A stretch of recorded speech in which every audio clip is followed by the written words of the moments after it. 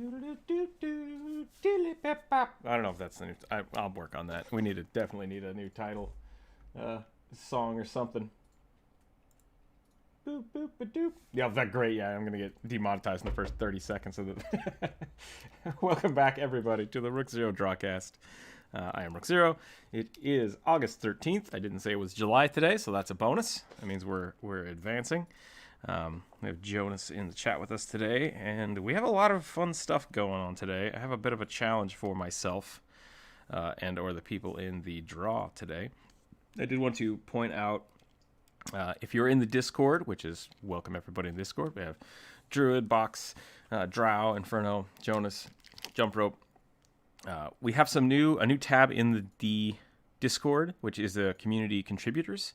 And what that is basically, I'm trying to allow other YouTubers, other artists to come in and join in the conversation with us.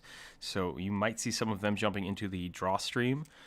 And that might be a thing that we continue on moving forward. And I think that's a cool way for us as a community to kind of lift up other artists and stuff in the community and on YouTube. So I want to build this Discord out as a larger community for artists and D&D players, and I hope that is a step in the right direction. So you might see a few new faces jump into the draw stream today if they choose to join us. If not, that's cool. We did also add a let's see where it is. In the art corner, we added a commission opens page. And so I will most likely be posting myself there later. But if you are an artist and you would like to ask for commissions, talk to one of the mods and we can maybe add you to that page so that you are able to say like, hey, I'm open for commissions. I'd like to do some work. And if that's something you're wanting to get into, definitely talk to us. I mean, that's a great way to start, just by, in our community saying like, hey, I want to draw art for people. Let me draw your characters. So that's open now. Definitely feel free to check that out. If you're also looking for a commission, you can post that in the commissions open. Be like, hey, I would like to get this character drawn, and I have this much of a budget, or I have these kind of requirements that I'd like to see filled. Definitely check that out. I'd like to keep a lot of the conversation there in the direct messages. So very much say like, hey, I'd like to get my character drawn. Is there anybody available? And then someone can message you, or I'm open for commissions. If you have something, please let me know. And I'd like to keep that as a open option for people to start sharing their art, and once again help support the community that way. So that exists. We had a big discussion yesterday about how polymorph works. So Inferno, I think you said you figured out what the confusion was. Go ahead and give me the rundown and I'll summarize it.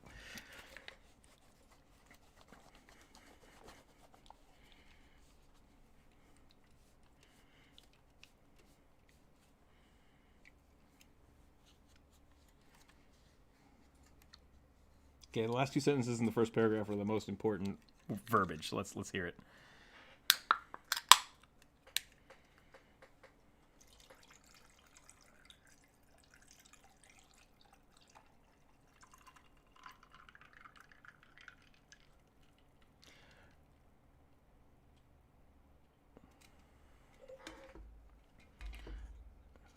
Yeah, so you're saying that as long as it says that as long as the spell is concentrated on, it lasts or until they reach 0 hit points,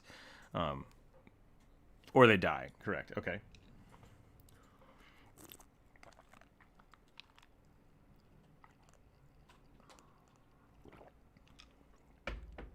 Oh.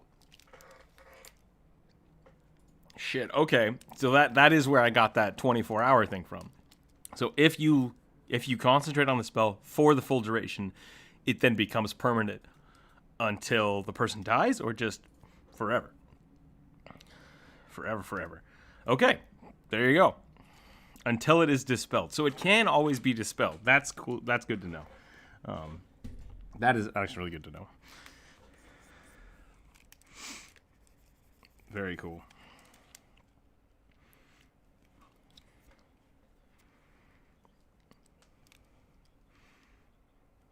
Yeah, object to creature is always a weird one for true polymorphs. Like, I'm going to turn this plate into a person. Vitaly, welcome, by the way, to the YouTube chat.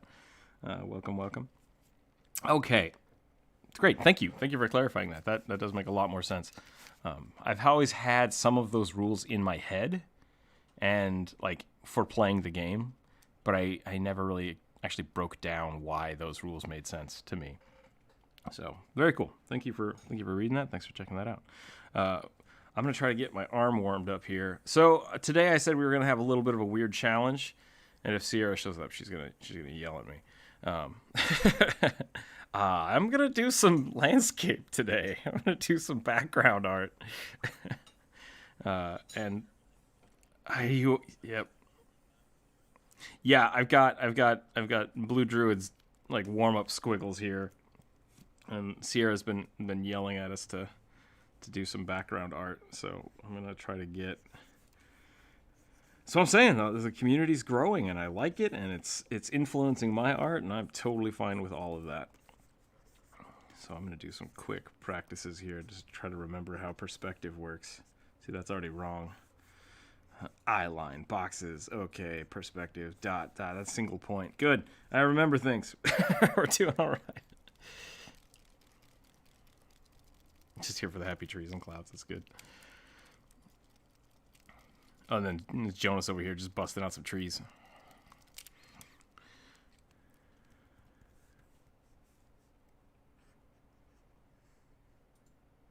Oh yeah, that's good. It's always weird when you come back from not drawing for a while. It's also like I've in the past I've had, before I started doing my daily sketches, there would be times when I would sit down and grab a sketchbook and like I would have written the date when I did the sketch. And I'm like, I haven't drawn in 4 months. Well, how did that happen? Like it sneaks up on you. It sneaks up on you if you don't practice.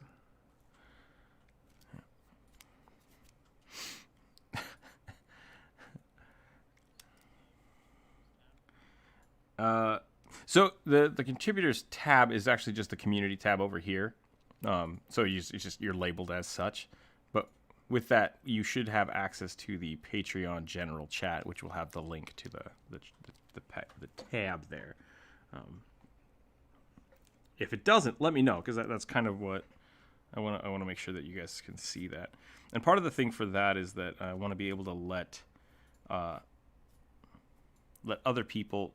I want to have a lot of artists hanging around, right? And so I feel like it's sometimes rough to have people join multiple artists on Patreon. Like it's hard to pick and choose sometimes. So I would like to rather have it that if other artists join a Patreon, instead of me giving them money and saying, hey, I like your work, here's some cash, and then they try to do the same thing, because that's always kind of weird to me. It's like, at this point, we're basically just paying Patreon money instead of supporting each other. So I would much rather say share my Patreon and my Discord with other artists, so that they can then join in the conversation and actually bolster our Patreon. So it could be something that maybe if you start a Patreon in the future, we do collabs with where we send each other stickers, and we send our Patreon stickers. So hopefully this will make the Patreon grow, and it will support both my channel as well as your channel as you grow in the future. So it is still a work in progress. So if you don't have access to that, please let me know, and we will figure that out. Did I do that? Let's. That is a good point. That is very possible.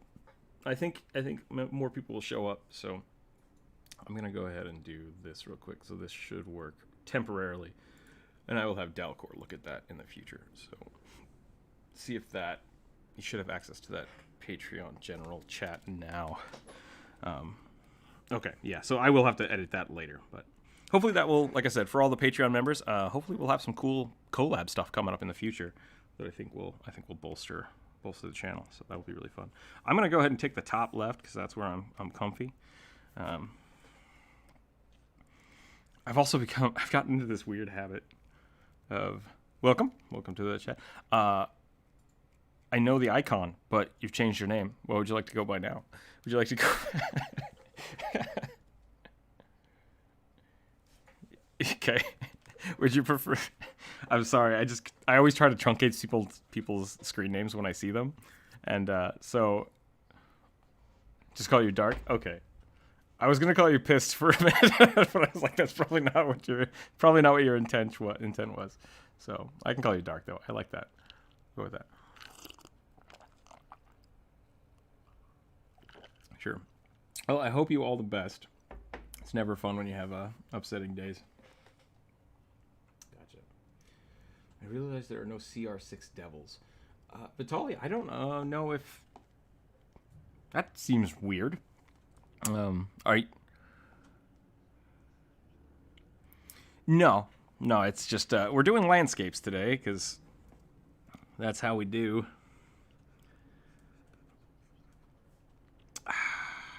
Did I not change the thumbnail? I feel like I did. The title itself says viewer suggestion. Oh, I changed the dates, but not the landscapes. Thank you for bringing that up.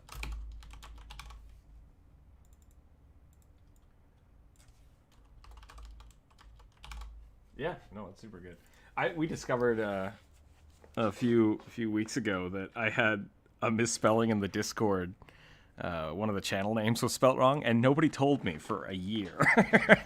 And then someone jumped into the chat and they were like, "Hey, that's spelt wrong." And I was like, "What? How did I not know that?" And everyone's like, "Oh, we thought you were doing it on purpose." I'm like, "No, I'm just really dumb. I just don't know how to spell stuff."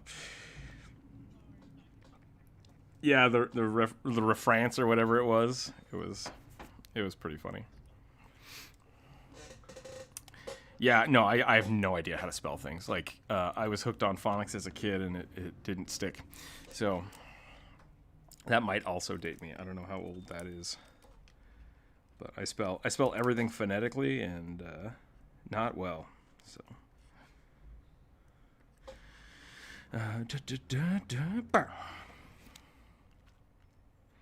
Yeah, so here we are. We have so many people in the chat today. Awesome. People really want to see that landscape. I really hope everybody here is here for landscapes and not for viewer suggestions.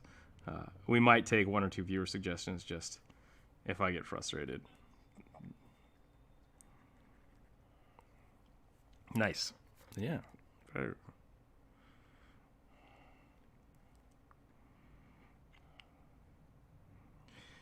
always that moment of like, I need to take a break. I need to walk away from this for a little bit.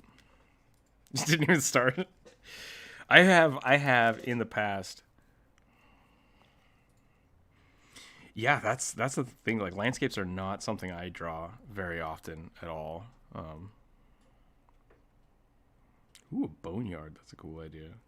Maybe that's what we should do. Maybe we should take suggestions for backgrounds. More skulls. I'm not doing push-up.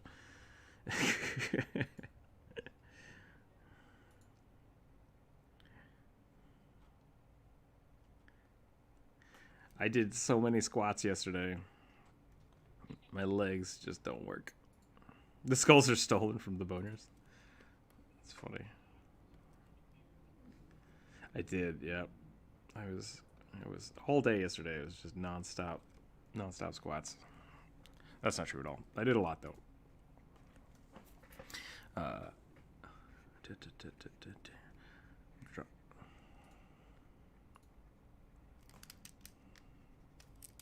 The legend about the boneyards. Nice. I was going to say that there have been times in the past when I didn't really want to draw, but I felt like I should draw, and then I would find like the lamest excuses, like, oh, I need to find that one pencil, and then I'd spend like an hour just digging for a pencil. It's like I should have just started drawing with whatever I had at hand.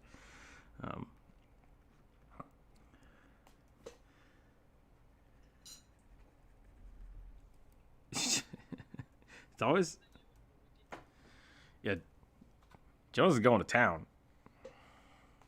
Jonas is painted.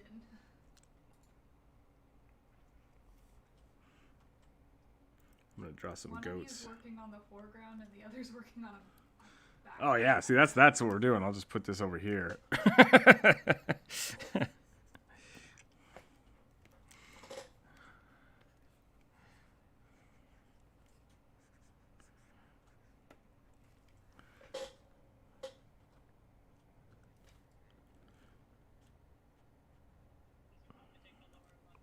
Yep, that's totally fine. Feel free. If we need to make the stuff bigger, I can definitely make a larger one.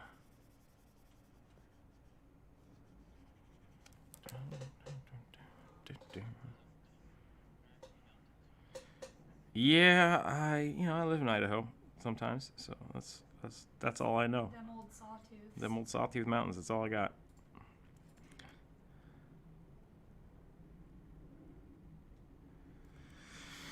I honestly have no idea what I'm doing, so maybe we should start over and really get the tree looks like an anime girl. Jonas, your trees have been called out.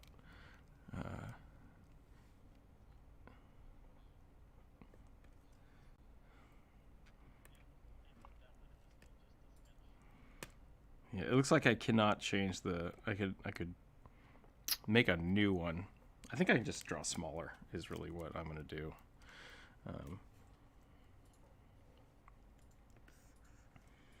That's a good way to do it. Whoops. I agree. Yeah.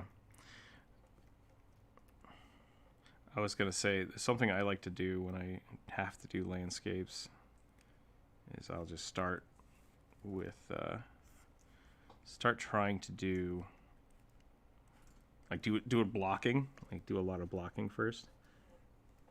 I do a lot of mountains too, which is kind of fun. Let's take a look at this. So you know the 7 deadly sins and making stuff the physical embodiments of I think we've talked about that. Main ability, just not the number, and I don't know what to make them look like. Them, and I made the stat blocks. Okay, so you have the stat blocks for the 7 deadly sins, but you're not sure what to make them look like. Yeah, watch Full Metal Alchemist. Really, I think what I would do in that case is, since you're working on theming, is I would look at your story and kind of work from there backwards.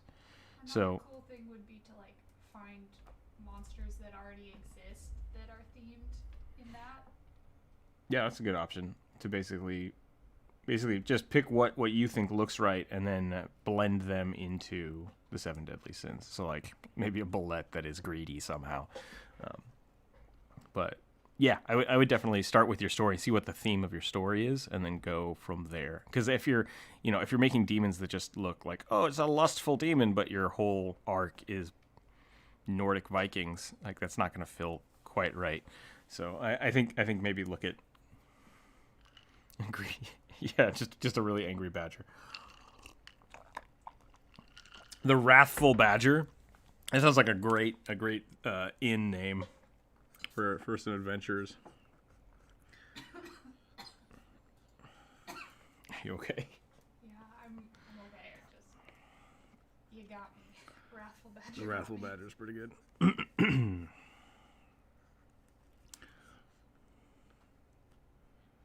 Sure.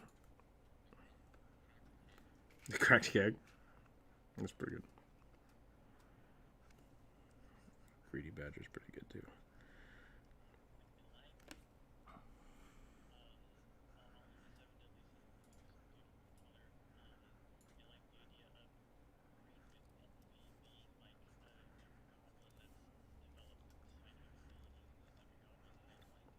Dude, that sounds... Yeah, I wouldn't have gone that way.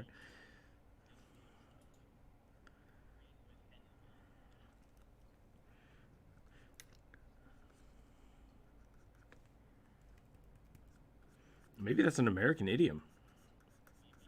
I didn't know that.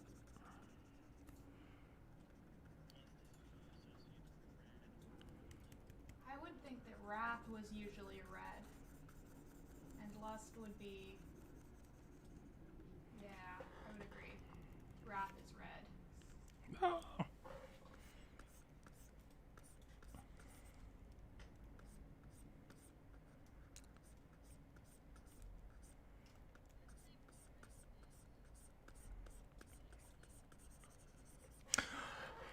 Oh. I just realized. Oh, go ahead.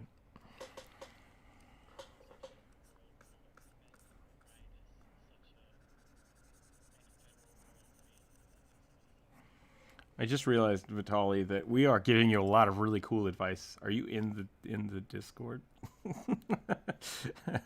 Bri, welcome. Thank you. Thank you very much.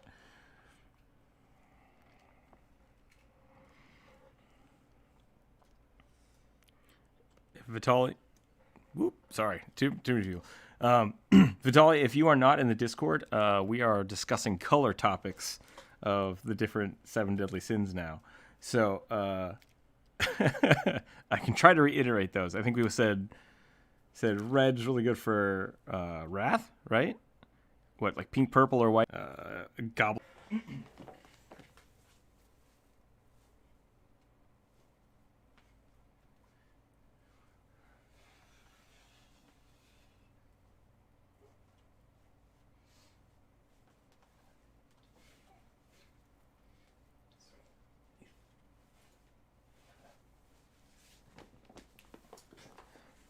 Okay, I'm back.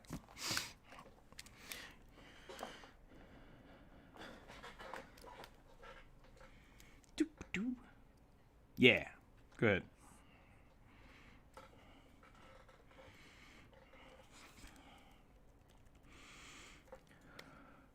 Yeah. Oh, okay.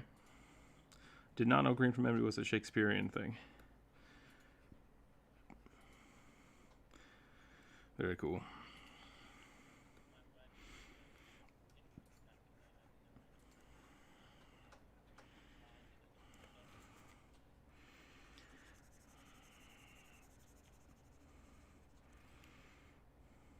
Yeah, I mean, whatever works for each individual. Well, I got an idea. Might make 7 deadly sin virtues once I'm done. That would be cool too. I see these trees being a button. See these trees being a button. Time for those gains. I don't get the button. Like a button for a show or something? A pin. Gotcha. Okay.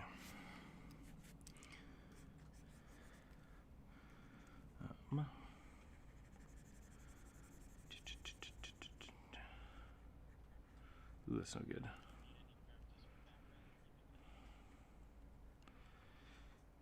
The real trick, Sierra just wanted to draw backgrounds so she could flex on us. That's really what it was. Yep.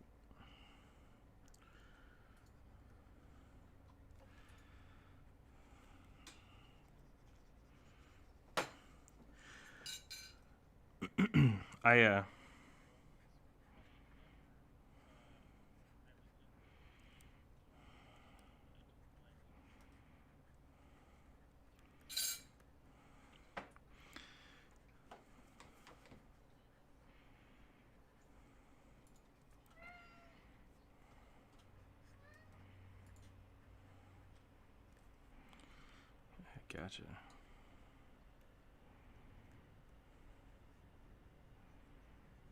Philosophical? Yeah. Art history, art theory. I failed art theory, or art history, I guess. I can't remember which one. I failed it hard. Did not like that teacher. Actually, I didn't fail it. I almost failed it. The TA helped me not fail that class because the teacher decided not to grade my final, and the TA was like, "That's really stupid. I'm gonna go ahead and give you the grade you deserved." And I was like, "Okay, great," which I did not do well, but but I passed, and that's what matters. Passed, so I didn't fail.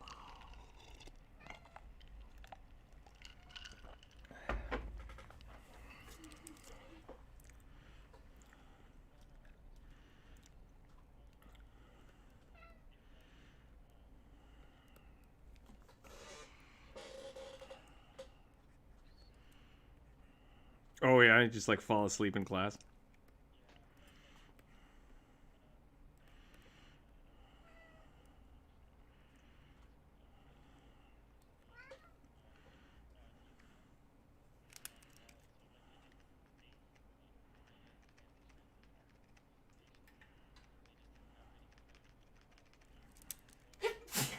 Bless you.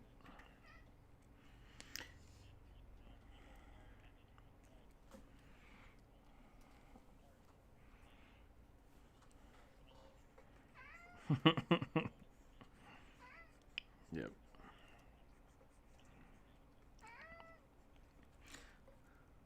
One of my teachers had the foresight to teach our art history class in a cold art studio where everyone was sitting in sitting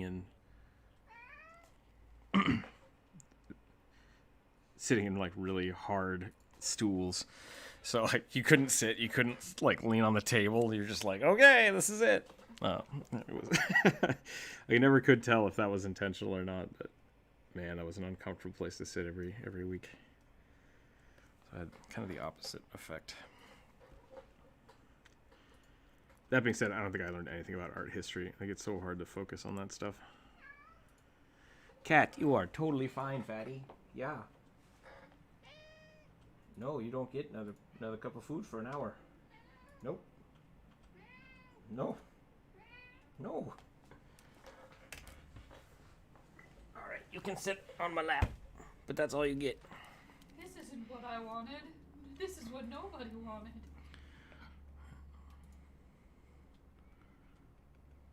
This isn't food. Oh. Okay. That's a big cat. I hope people don't think I'm being mean to my cat. He needs to lose weight for his own health. I'm not imposing my push-up rule on him. The vet said that we have to cut back on the food.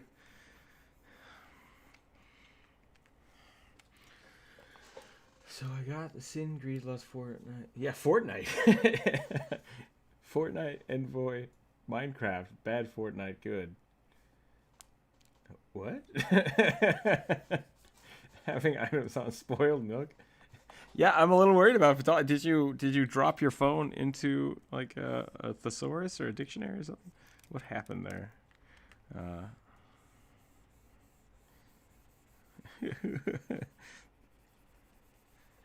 Are Fortnite and Minecraft deadly sins now?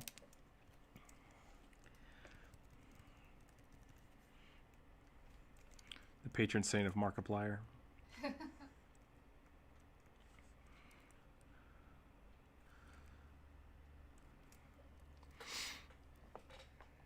No, that's the 7 deadly sins. Okay. I am in no position to judge your rendition of the 7 deadly sins, so. Having items on. I hope that was a Smash reference, because I completely agree with you.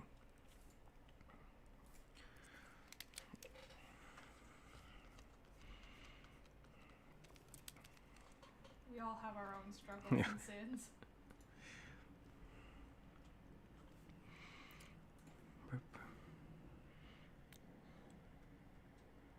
Envoy is the name of my high school bully. Man, kind of feel bad for a kid named Envoy.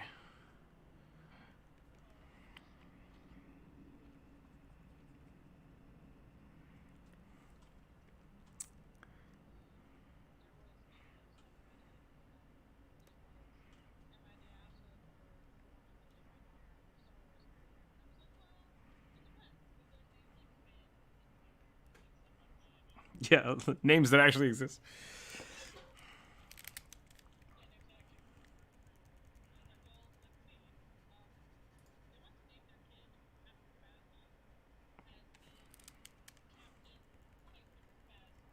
Oh man.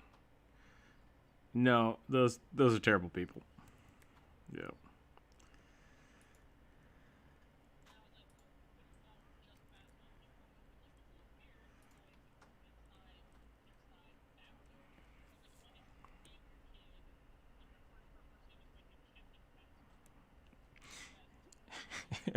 I would like to name my child Kermit the Frog. Like you could name it Kermit, like that's fine. Like Kermit is acceptable, but adding the frog on there is that's just cruel.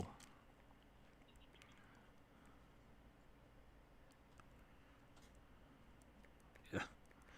For anybody named Kermit or Phasma or what was the other thing I just said? Envoy. I'm sorry. I'm sorry that I made fun of your name.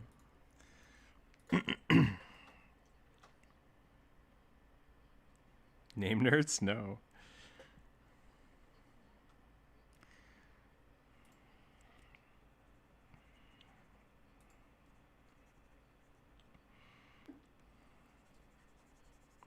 Oh, weird.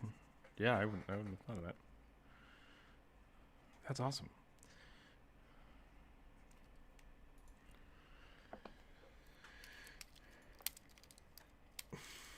I feel like Vitali is trolling us now. The 7 virtues are charity, happy, America, soda, Minecraft, good, Fortnite, bad, no items. Are your 7 virtues also the greeds? Like, or also the sins? I think that's push-ups. I said greeds instead of push-ups. I want to do push-ups.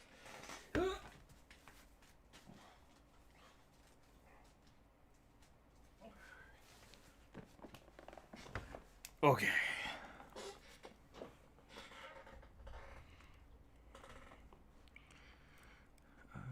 I don't think the sins are supposed to be virtues. I thought they were supposed to be opposites.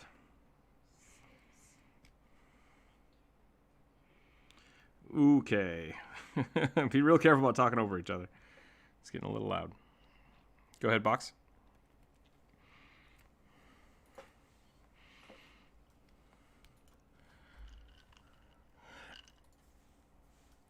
I have heard that. I don't know if it was an actual, like, I don't know if that was an urban legend or the legend of Ladasha with the dash pronounced.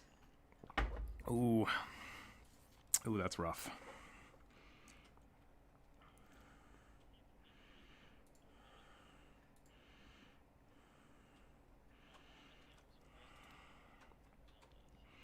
Right? Like, Zelda's actually a really old name. I think a lot of the Khaleesi babies are having a rough time now. Yeah, how many kids are named Daenerys now? It's a nice name.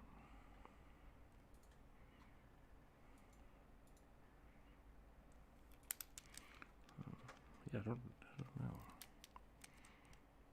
Did you say how many kids are named Pig? Sorry. Peppa Pig? Hopefully that's not going to be for another like 10 years. And then people will start naming their kid Peppa. Let's put a little Falcor. A tray, you know! Right, just like really go out there. That's dark. That's real dark. I messed this up because I turned my... Your name is not wanted? That's... Oh, that's right. Fair enough.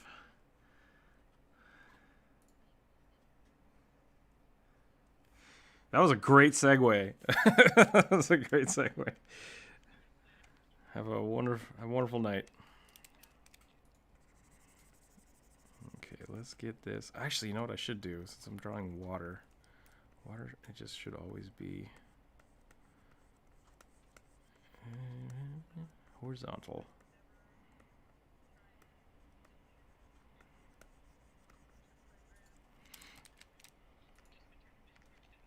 Right? The blend missing is kind of a bummer. But oh, the processing power. I need to talk to Aggie. Aggie.io. Can you hear me? Blending tool. I need to talk to Aggie. I need to talk to the pain. To the pain.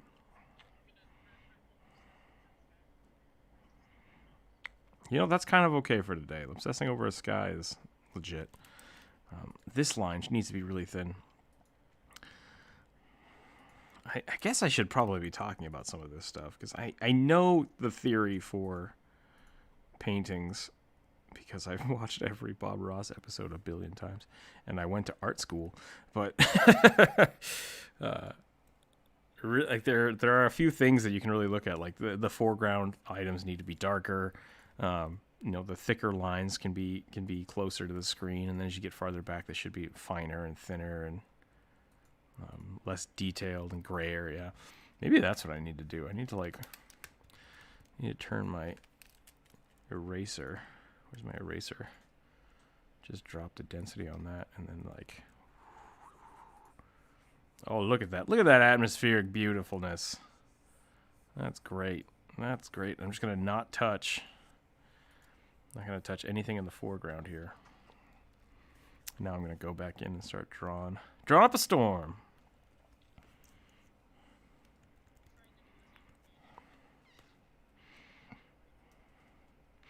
I'm wondering how many people are like, yeah, D&D Drawcast, what's going on?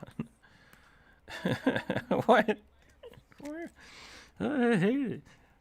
That's what we need. We need a satyr, like right here in the foreground, just like, I'm playing my flute, hanging out. He's got horns. He's like, do do do do do do. There we go. That's not too bad.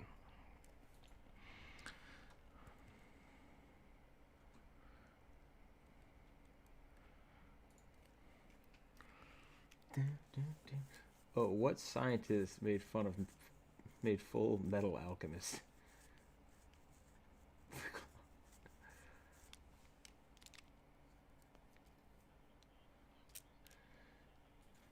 Yeah, the YouTube chat's getting a little weird today. I'm confused about the argument. The argument that's going on here. Not a scientist, brother. I mean, I dig Full Metal Alchemist conversations. And Helbit and Vitali seem to have it down packed, but I'm lost. I'm lost from the conversation.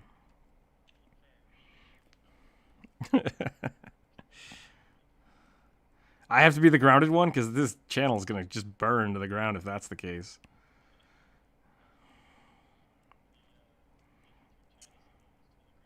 Oh yes, okay. Yep, the Discord's supposed to be the weird chat. That makes total sense.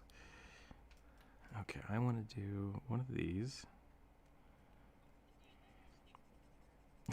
Come from the D&D and stay for the weird. I should change my YouTube about page for that. That's all it should say. I think right now it says something about giant Luxodons because someone put that in a comment and I was like, that was hilarious. I like it. So maybe I'll update that. Do it. Really want to push these foreground elements into the dark shades. I'm actually going to do the same thing with the border, just to like really pop out that like, oh hey, this is the foreground. I don't know if that's not something. That might just be something that I do, which is why I don't do a lot of. I like boxes though. I like putting things in boxes sometimes, and then you can do stuff like this to make it really pop out. Yep. Make a frame and then break it.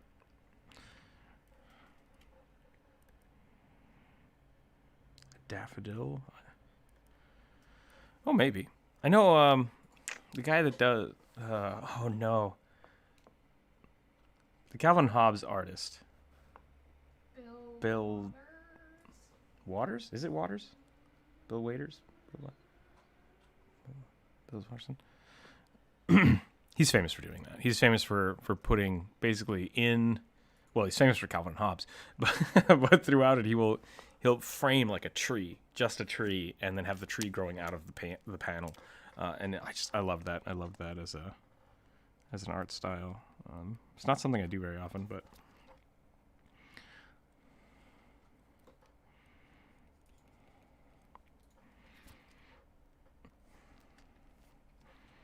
Mm-hmm.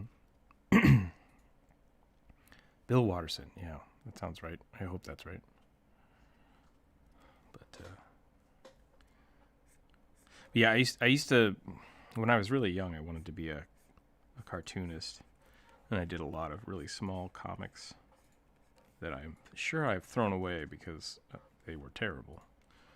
But and then I discovered that most cartoonists got paid less than cooks, so I decided to become a cook. Still don't get paid very well, but my point being, look how, yeah. No, I wanted to be a cartoonist for a long time, and it just was one of those things that I decided not to do it, and then 10 years later, I'm doing it anyways. So who knows? Oh, we got a dipper in here.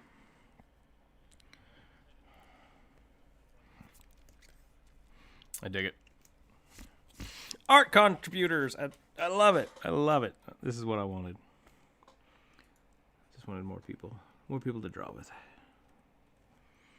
That is a really like geometric rock. That's not how rocks do.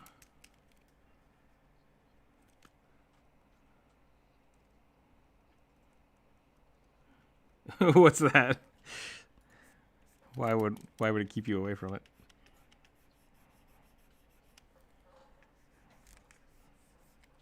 Gotcha. That's a good goal. That's something you can definitely do.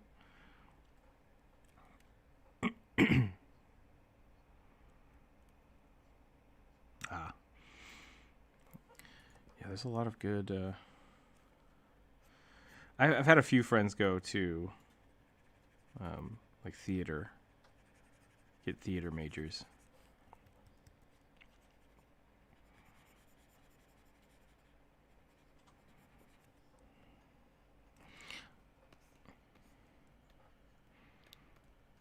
Gotcha.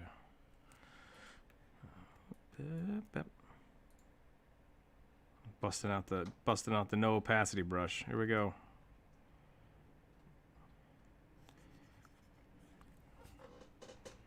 Nah, don't like it. Don't like it. I have a love for very just black and white pen drawings. Like, oh boy, Todd McFarlane.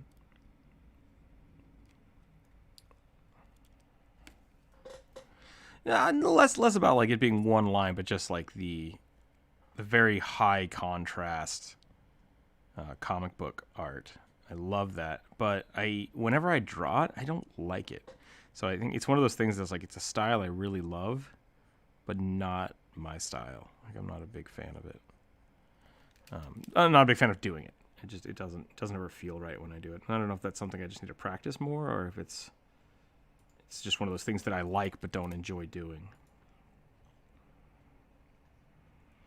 Yeah, that could be it. Could just be the wrong style. Because like even doing this again, like I'll do the lines again. I don't really enjoy the way it looks as a secondary like line shape. I think I enjoy it more as that conceptual sketch that I did. And so the same thing happens with my character drawings. Like that's very much why my style is the way it is, because every time I try to redraw something, it's like, it lost a lot of the flavor that I liked about it originally. So I like them sketchy lines, and that's okay. Okay, that's cool. Check that out after the stream today.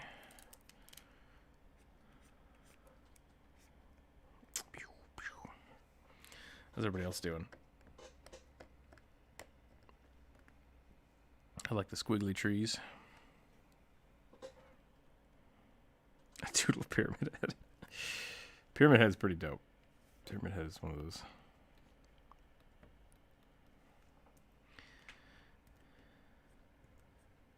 I never...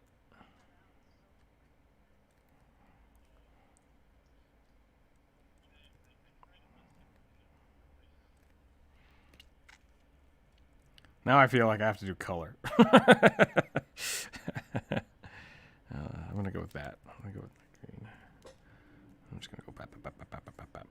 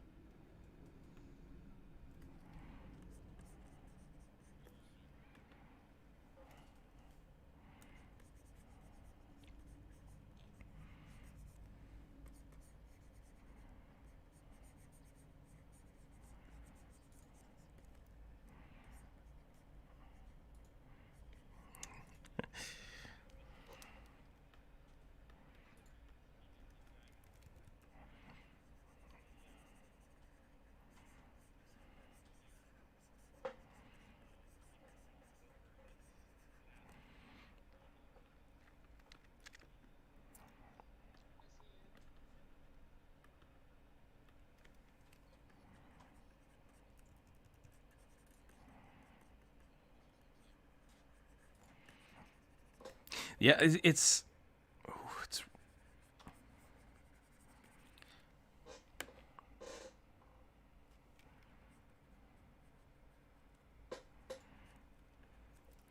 I always do really far back landscapes. I should probably try to do something a little more close up.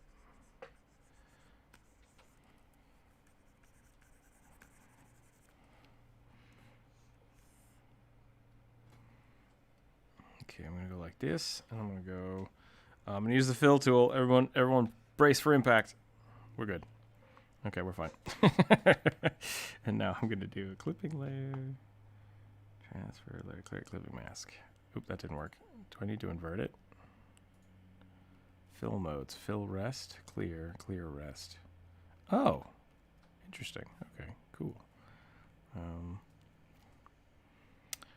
I need this to be white then, I guess. Let's try white.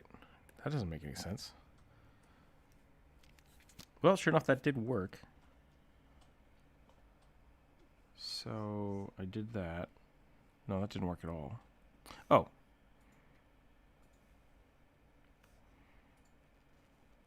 Oh, I'm trying to make a mask. That's why this isn't working. Because I made a clipping layer, not a mask layer.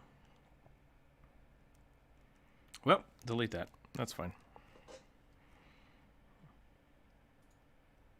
There be your problem indeed. Mode. Color, opacity, smart. Huh. I don't know what any of that means. New tools. Don't like them. All right. I'm just sitting here like trying to figure out how Aggie works instead of actually drawing. Duplicate layer.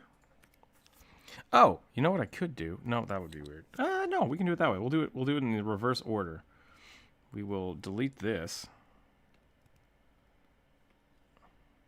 What did I do? Did I erase something?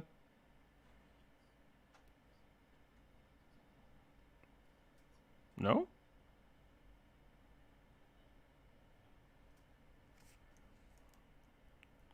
It looks like you turned off your layer. I'll just start hitting Control Z, and then there we go. Oh, I see what I did. I put my clipping mask on your layer. Hold on, let me just delete it. Delete layer. There you go.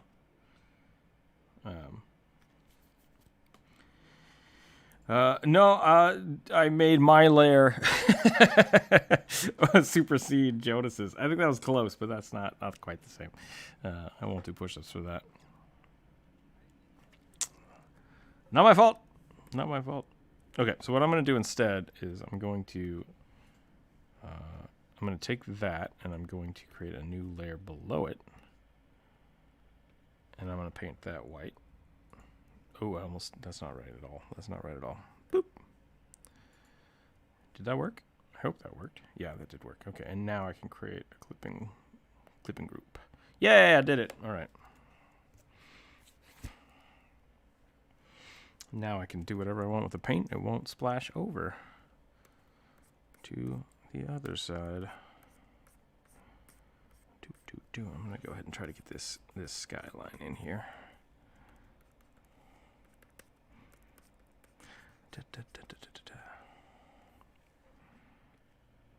Now if I switch this to multiply. Color burn. Ooh boy, that's not what I wanted. A blur. Okay, well that's my first little doodle. I'm gonna call that there. I don't know if that's the way I want it to be. If any of you have watched my videos, which maybe you guys know this, I do videos on YouTube. So how are we doing? I'm doing all right, Vitola. Thank you for asking. So I'm going to... a lot of my backgrounds are just geometric shapes and patterns.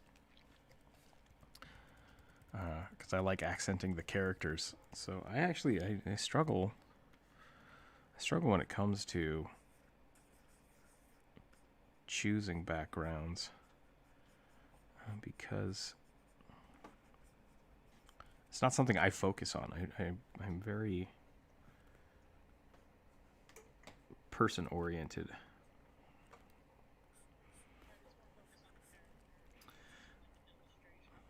Right. And there are a lot of artists that have like can just bust out tavern scenes and battles, and I really love that. But a lot of I think where that comes from is kind of pre-planning your scene before you include your characters, and that's not something I have hardly any practice with. I spent so much on character concept design that I think that's where my mind always goes to.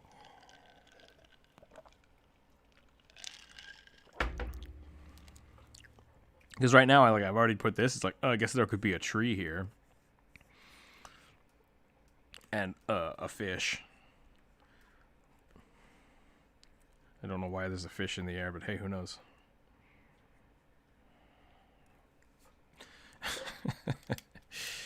So I'm gonna try to do what I did before, which is I'm gonna give myself a frame. And I'm going to lay out, maybe I'll lay out two people fighting. I think that could be fun. So I'm going to get my eye line. Well, maybe they enjoy it. Fun thing about eye lines is wherever your eye line is, if it needs to be static throughout the whole picture. So basically that means this person's head is going to be here. He's going to be... Maybe that's why I start with the head so much, because I'm used to thinking about eye lines too much. I guess it's a sumo wrestler. Rah! And then this dude.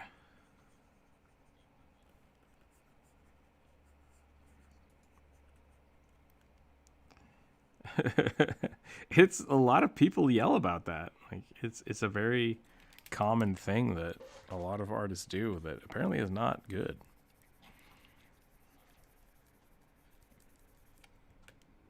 Yeah, I mean that's kind of the thing. I'm not sure why. I think drawing with your comfort level will always help make art look good, but I think there is also the something to be said about proper form that maybe your art would improve if you did it the other way.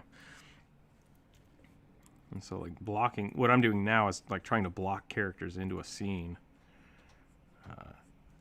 Is absolutely different than what I normally do.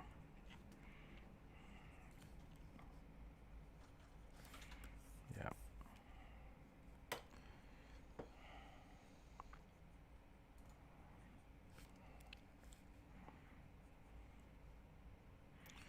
See, now these two are the same height. But would they be? If this dude is like a Goliath or something, he's going to be a lot taller. That dude's like 12 feet tall now. That's pretty dope.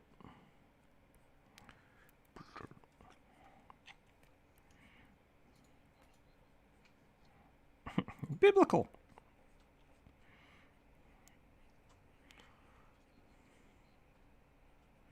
I don't think so. Why would it be?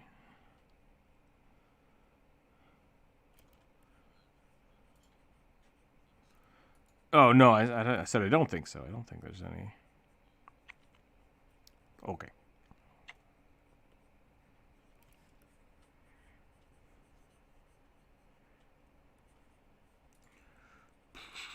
I'm going to give this guy a huge sword. Oh, yeah. I don't know. We haven't talked about it.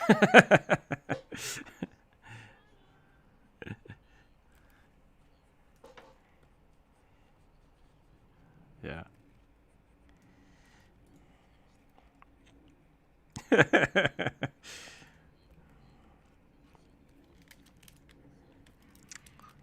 Dear Jonas, I think our interests have, have waned, and I have no idea what a Dear John letter would sound like. Dear Jonas letter.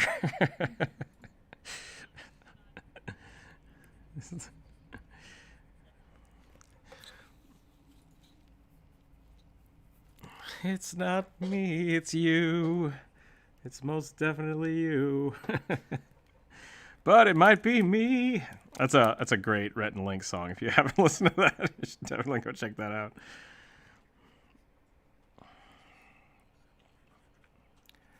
Yeah, we talked about it after stream. So what we're talking about right now is the contributor tab I have added. So basically, what that is, and today it has worked. We have the wonderful Sierra and Blue Druid with us drawing today, which is awesome. It's a way of me sharing my Patreon. I don't want to say the Patreon rewards because I don't think it's not going to gain access to a lot of the other Patreon stuff, but this way I can share the drawing with other YouTubers and contributors that I think are would be beneficial for the whole community to see and draw, and that way we can also support each other through Patreon, so that if as your channels grow, or Jonas, you start a channel or a Patreon page, we can kind of share that community and say, hey, check out these other Patreon members. I draw on this stream all the time. You should come check it out, and vice versa. So I think that's more worthy of the time. I never want to force anybody into starting a YouTube channel or a Patreon because it is a lot of work, but I do want to be supportive of it if people decide to go that route.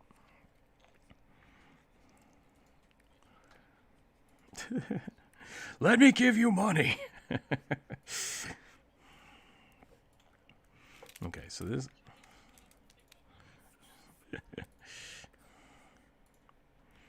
Okay, so that should be there. That should be there. Right.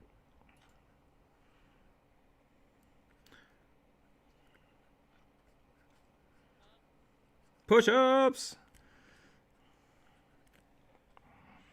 Okay, so now I've got that going on. So that's the eye line. That means everything I'm doing should go to that point. And then we'll go like this. And we'll get some people in the stadium watching these two fight.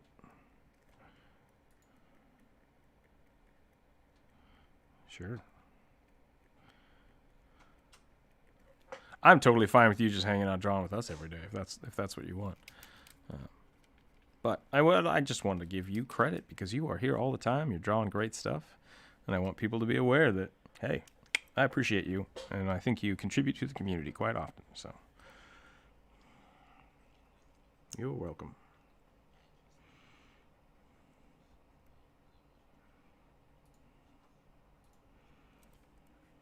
I'm going to give this dude a little shield. Ooh, maybe it's not a dude. Maybe it's a Valkyrie. Let's do that.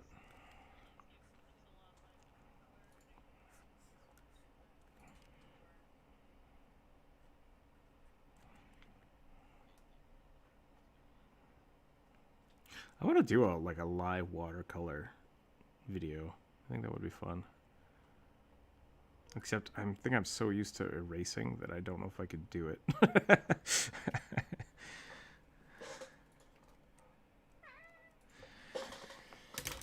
Yes, cat? Are you unconsolable? I need lunch. So hungry. Can you talk? Can you talk? He don't talk. No! They can't know my suffering. That's what my cat sounds like. Yep, he says that stuff all the time. My life is pain. I'm so sad. They're not feeding me. They cut my food by an eighth of a cup a day, and I'm starving.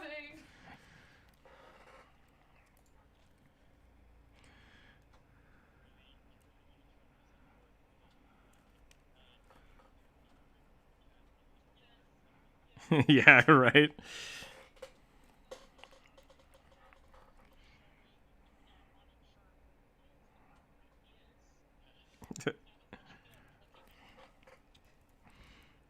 My cat's too dumb to understand the chart. We went to the vet and we gave them the cats. Yeah, the house cat, and we went to the vet and they took them, and then they came back, and they're like, well, they're done. And we're like, oh, they went through, like no, they told us that they were done. So we put them back in the boxes, and they're yours. And we're like, okay. So apparently our cat's ganged up on the vets. But I was like, well, you called them fatties, and now they're mad. So that's what happens. We have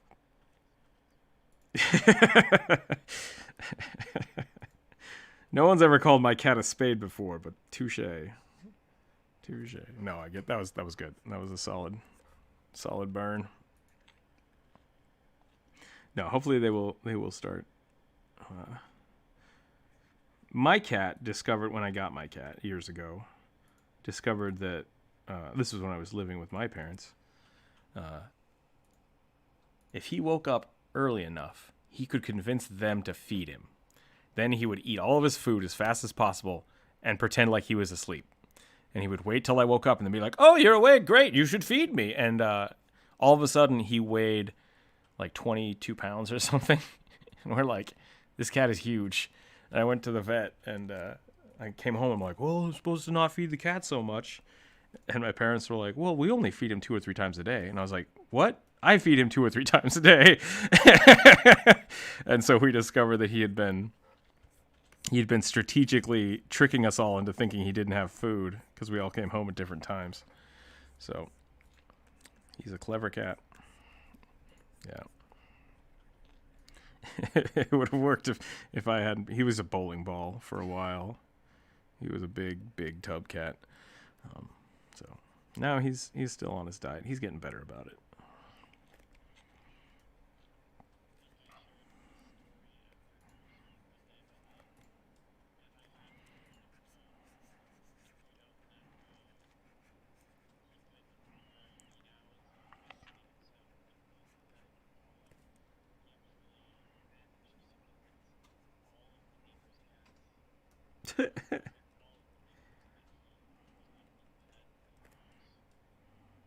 That's funny. So they fed him?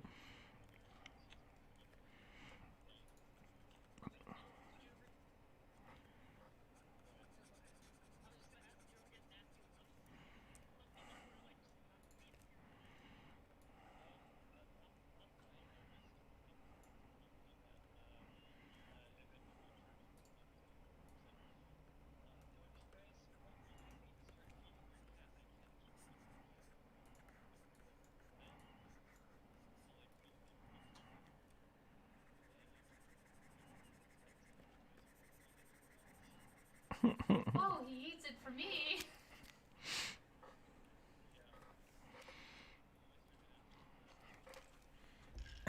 That's great. Cat just running around. I had a when I was a kid, we had a cat. This cat was mean. Like she was nice to us, but she was just this. She was a farm cat. We got her from one of my uncles. She was a grouchy old farm cat, and she was very protective. And before we got her, there were a bunch of stray cats in the neighborhood.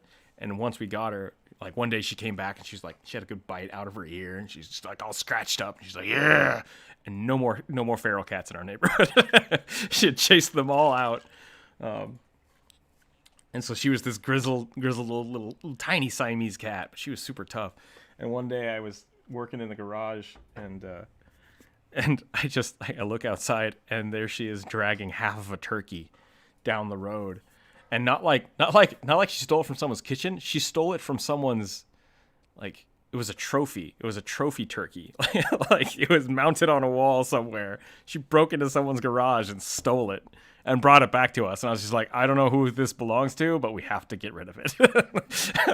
Like, someone's gonna come home and be like, who stole my turkey? What's going on here? Yeah, she was pretty crazy. It was great. It was a fun cat. Didn't that cat also walk you to the bus stop? She would, yeah. She would walk me to around the corner. She was very protective, very protective cat.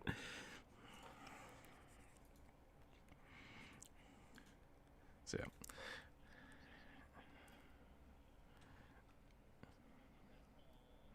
yeah.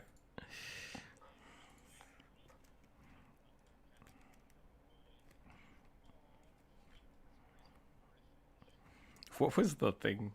I think they were drawing cats. The Drawfee crew was drawing cats and drawing normal cats. That was the video, yeah. And they were like, "Oh yeah, no, we have cats." And then Nathan was like, "I had a cat once." And then Karina was like, "I have petted a cat. I know what cats look like." Pretty great. Jacob asked, "I love these sketches. How do you do them?" I imagine one stroke at a time and years of self-loathing. That's not wrong, Helman. That's definitely how art happens.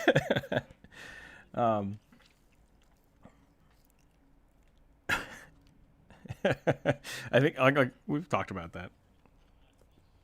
Yep. It's a wicked burn, but absolutely 100% accurate. Yeah, Jacob, the big thing that like we have 4 different artists going on here. I'm on the top left. So we each kind of have our own style. I guess the easiest way to see how we do it is to really kind of go back and watch the videos. We will have a Drawfee-esque style video coming out where we talk about our art styles a little bit. And I think that's something we need to work on in the future, is actually making kind of tutorial videos. And when we do that, I think we'll very much focus on individual artists, because the Drawfee episode is going to be like 120 minutes long, and that's a lot. It's a lot of minutes. I might be able to cut it in half. I could also cut out a lot of our anecdotal stories, which is kind of what the live stream is anyways. Well, that's the thing. So we didn't do it on stream. We recorded it after the stream one day, and we went for about 4.5 hours. So I could cut it down to a stream length, or I could cut it down to like 40 minutes. I think 40 minutes is probably the shortest I could get, 40 or 50, and that's like 10 to 20 minutes each of us drawing, sped up. I might try to do that. So it's still going to be about an hour long. And I think that will be very helpful. You can kind of see how we all draw. That also has Ace, who is not here today. Oh, well, Ace is in the chat. Ace is right there. I can see it. I can see him in the chat. But not drawing today with us. So, yeah. All right. What was I thinking? Oh, I was going to draw a cat.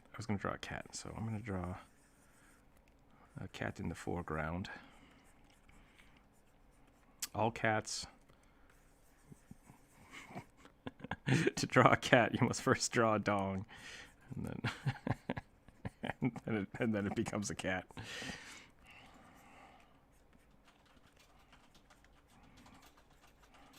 That used to be a big joke when I was a kid. Is you could like go up on the chalkboard and draw something really inappropriate and be like, "What the crap?" It's like, "Oh, I'm drawing a cat." Like, "You can't stop me. I'm drawing a cat. You'll see." The teachers are like, "Hey, wait. Oh, okay, fine. It's fine." It's like, I don't know what you're talking about. Okay, so cat. What is she? Are you still doing the background? New layer. Make a new layer. That's really good. So you're rendering on top of your sketch lines. Is that what it looks like? Okay.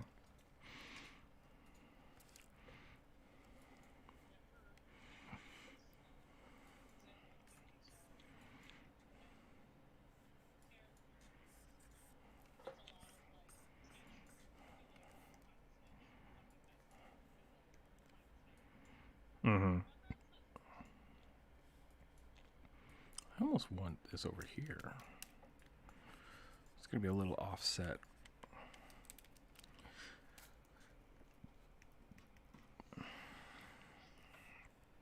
I think I want the skyline here to be like over here. So maybe I'll be below the cat.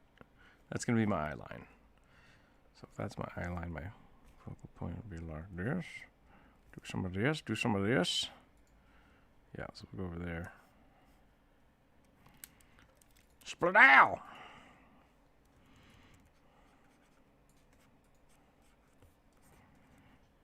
I do not know how to do backgrounds. I've discovered this now. I have no idea what I'm doing.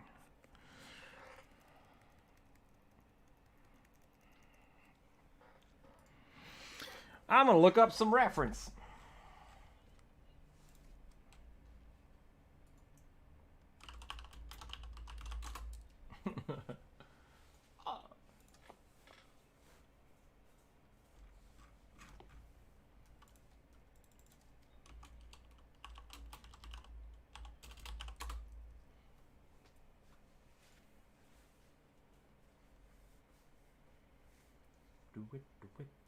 Oh, oh yeah, hell yeah, that's gorgeous. Let's do that.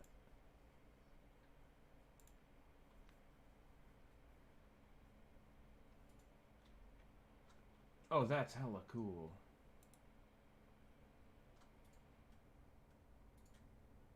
Man, there's so many good things that exist in the world.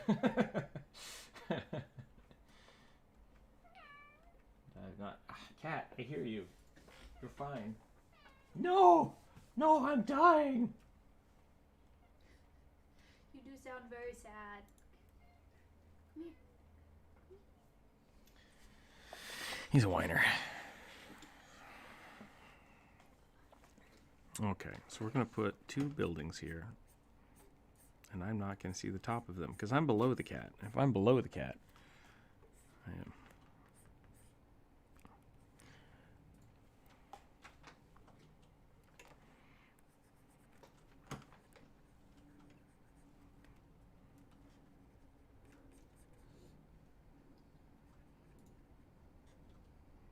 There we go.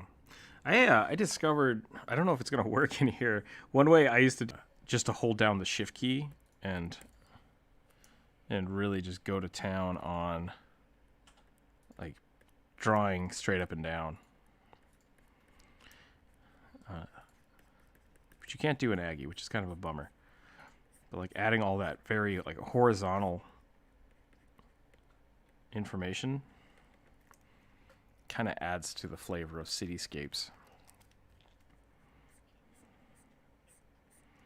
Can I now?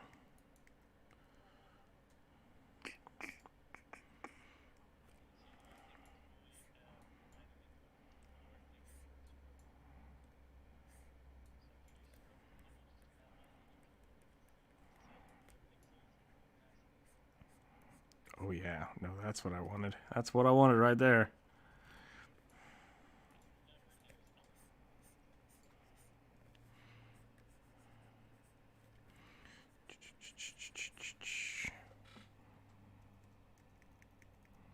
Lots of fun stuff. Lots of different ways to do things. But reference. We're gonna do some references. Let's see. So we're gonna get some references in here. I don't know what this cat. I think this cat's gonna be sitting on a garbage can. I think that's the trick.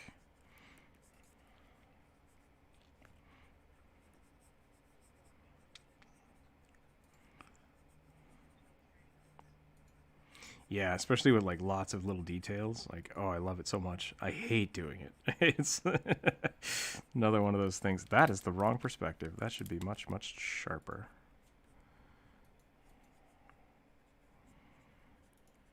I think that was kind of one of the allures of Always Sunny.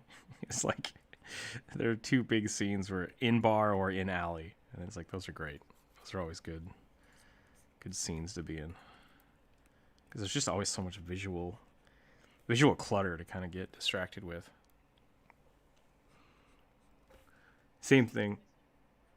Yeah. Same thing with like why people are always walking in cop drama shows. It's like us just sitting somewhere isn't exciting, but if people are rushing around doing things, it adds visual interest. Because there is no visual interest in this story.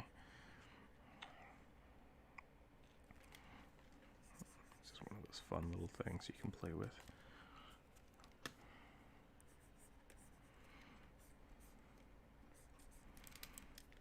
I think that kind of visual interest is also why I think Miyazaki films are so good.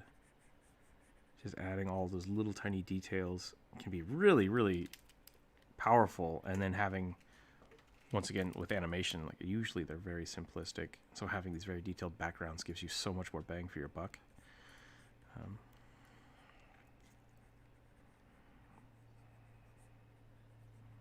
Sure.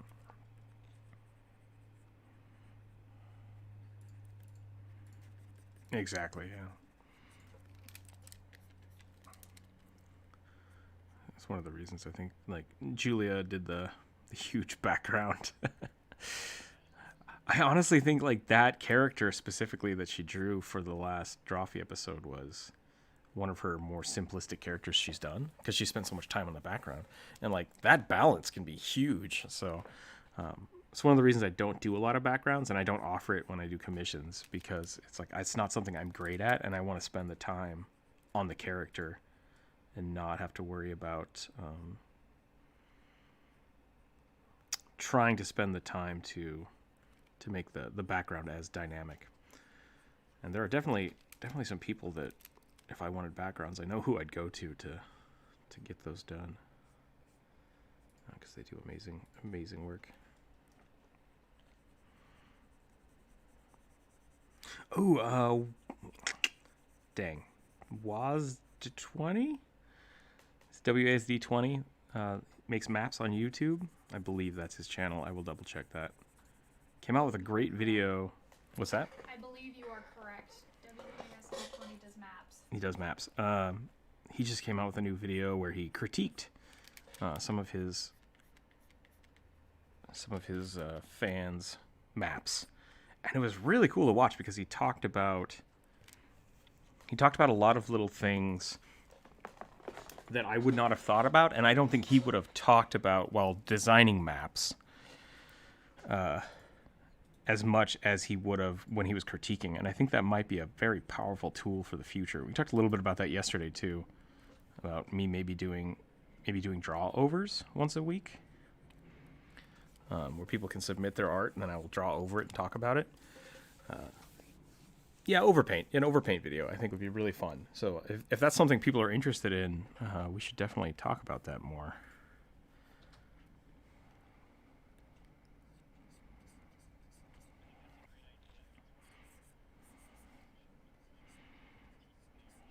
Yeah.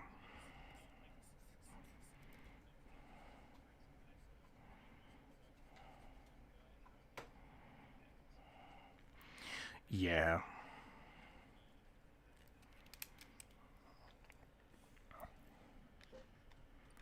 That's true. I will never give a critique on a personal level. If you want me to critique your artwork, it's very much going to be from I don't know if political is the right term, but it's going to be on a level of clinical. Yes. Okay. That makes way more sense than political. I'm going to judge this on a political level. This looks very libertarian. Let's get this communist stuff out of here. But no, it what's going on? No, clinical is a great way to think about it. It should be, because a critique will always be like, oh, I really like this. That's fine. But if I say like I like the anatomy is bad, the anatomy is just, it's not there yet. Like we should really try to work on that anatomy more, the anatomy of the legs. It's not because I think you're a bad artist. It's just like those are the things that you should be critiquing yourself as well. I mean, like, oh, why does this look funny? It's like, well, what do you think is wrong with it? Like, I don't know, the legs are kind of messed up. It's like, yeah, there you go. So I'm gonna call you out on those things as a means of hopefully reinforcing your own self-critique.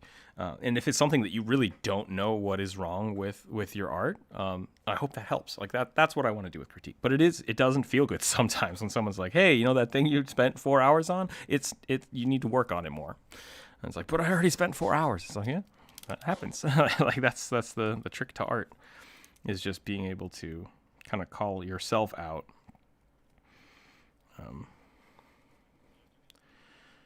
Yeah. So if people are interested in that, I would love to do something to that effect.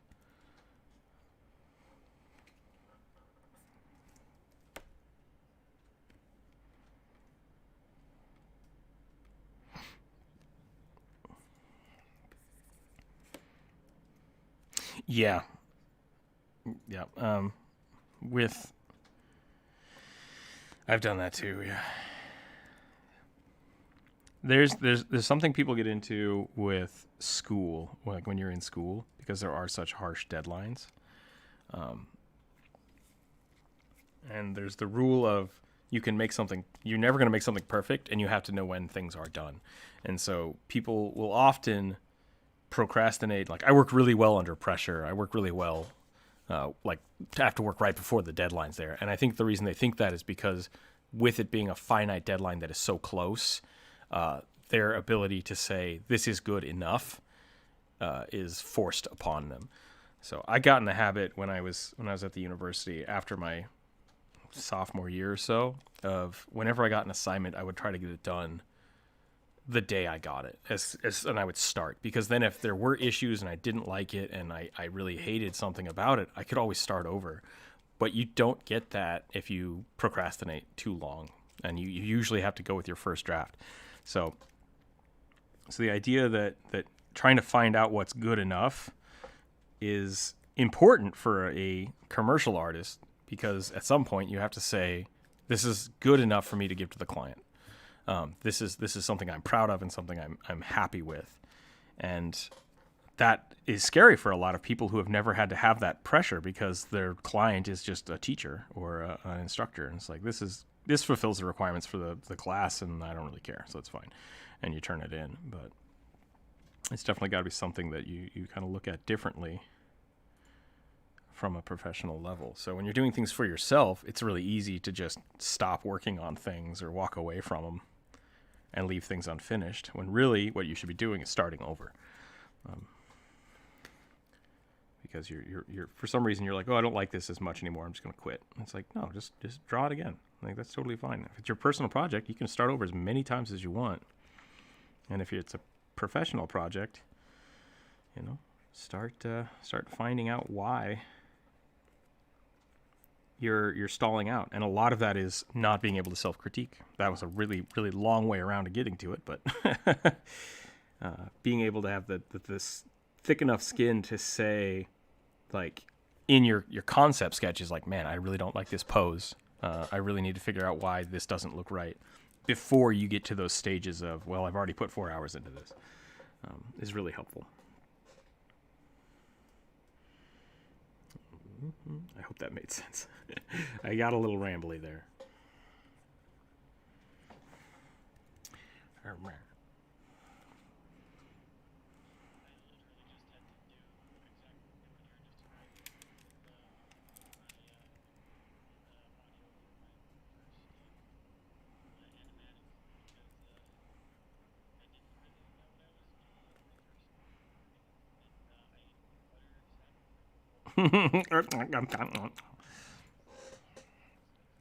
Yep.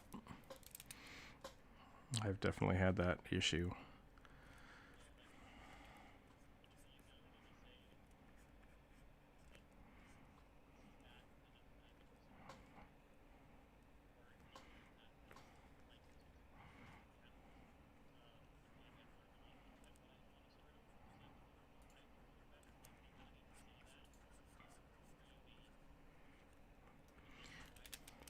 Yeah.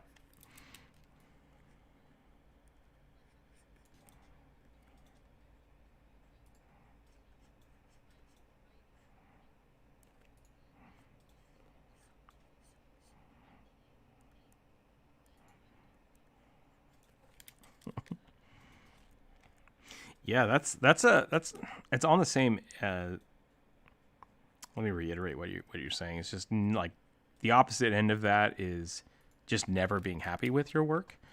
Yeah, instead of trying to find that, like, this is good enough, it's just like trying to find when it's good enough at all can be a real struggle. And I think one of the ways to get around that, especially for younger artists, and I say that as a means of, like, me talking about freshmen, because I TA'd and taught a bunch of freshman classes, was to really find a smaller scope specifically for your personal projects, instead of trying to do huge pictures all the time. Even if that's what your end goal is, like, I really want to do large things, it's like, really see if you can finish individual pieces of those. Like, focus on one piece, focus on just this cat, right? And focus on just the background, maybe focus on just the things, and then do them again and again, individual, until you can start collaging them together.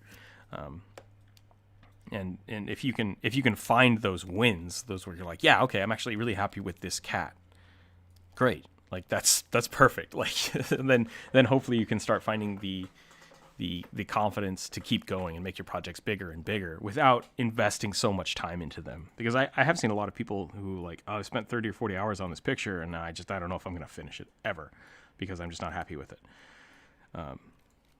Yeah, there's a lot of little tricks to that, and I don't know if that helps with your situation, but another part of it is community, like talking with us, sharing your art with people. You really start getting more confidence when you're like, oh, people do like this. Maybe this isn't bad. Maybe there are things about it that I know need fixed or don't know that need fixed, that when people comment on it will help me become more confident with my artwork.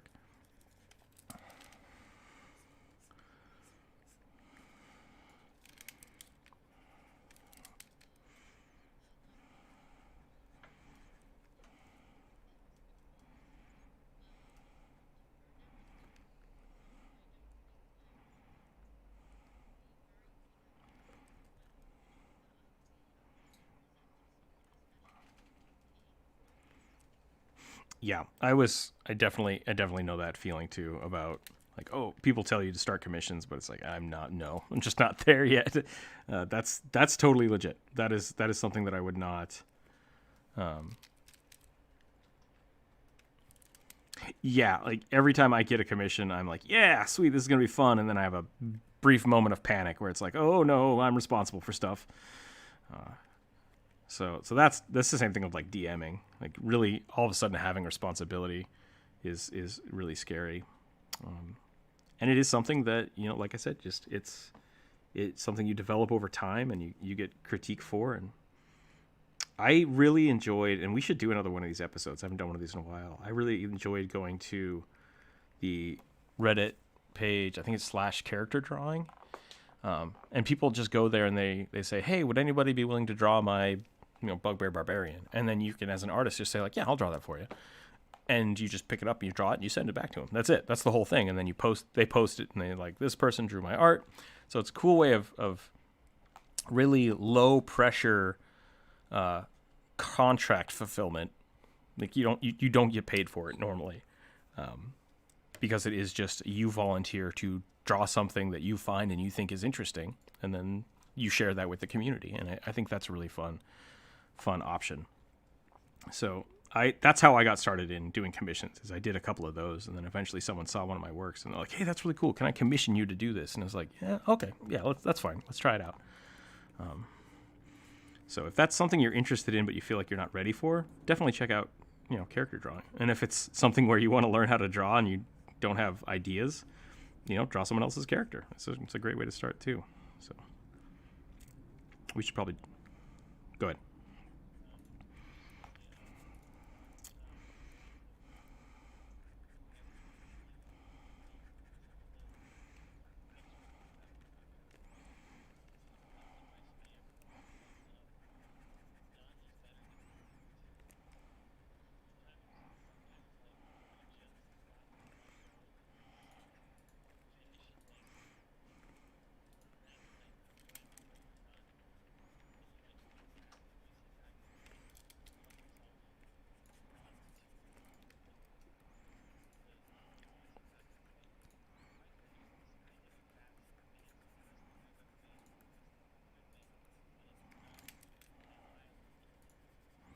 Yep.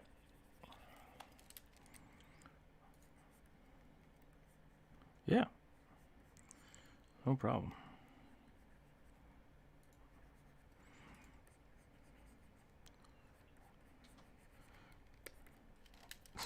I'm terrible at backgrounds. There, I've said it. Now I can start to heal.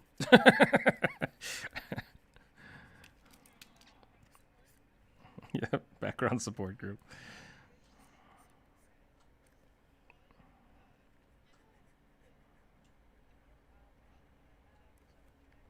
Mm-hmm. Oh no.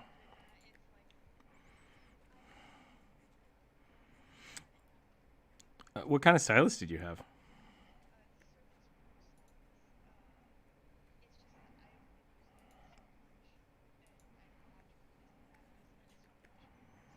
Oh, weird.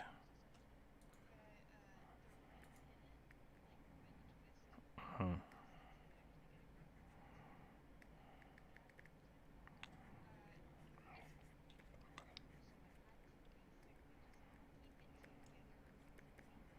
Gotcha.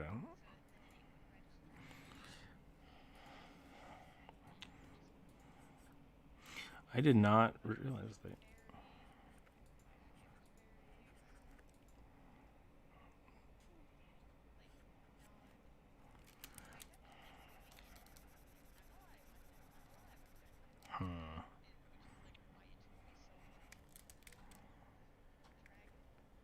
Gotcha.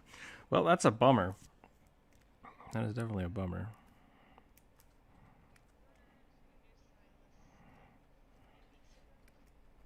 Oh, wow.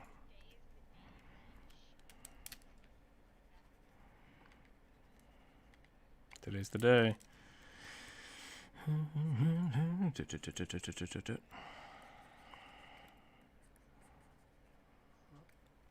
I keep doing this backwards. I always want to make the stuff in the background dark. What's up?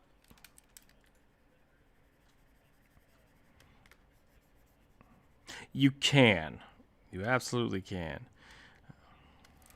Yeah, the issue I'm having with Photoshop, what it does is if you hold down shift and like draw a line, it makes a parallel, like a straight line. It locks it to the grid. In here, you have to like click, click, click, click, click, click, and then it creates the line. So I can't do it as fluidly as I'd like because I'm used to Photoshop. I'm sure you could absolutely use the Aggie software to do the same thing. I just the way I want to do it is not the same, and it makes me upset. No, it's totally fine. Rook, you're full of crap. You can do it.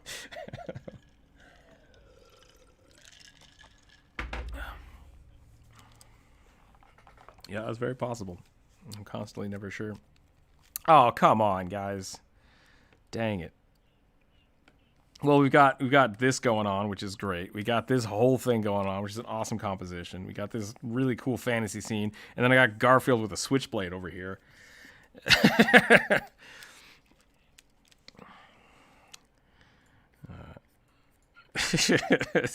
It's a Tabaxi Rogue, is what it is.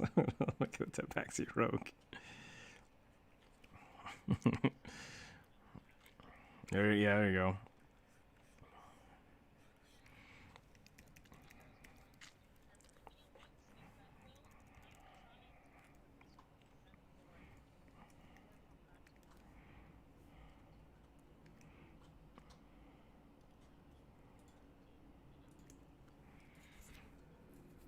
Then fix it. That's not.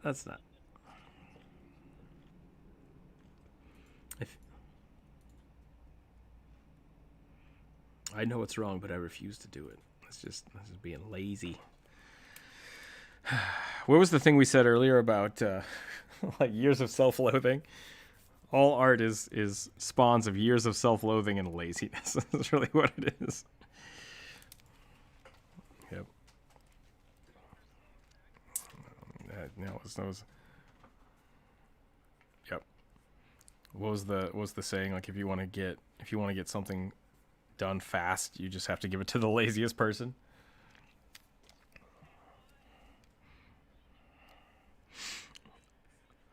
I hear there was a cat with a switchblade. I would like to see it, please. And cats. Cats sitting on artwork. That's the other thing that helps you get better at art. Yep. Just mash all the buttons.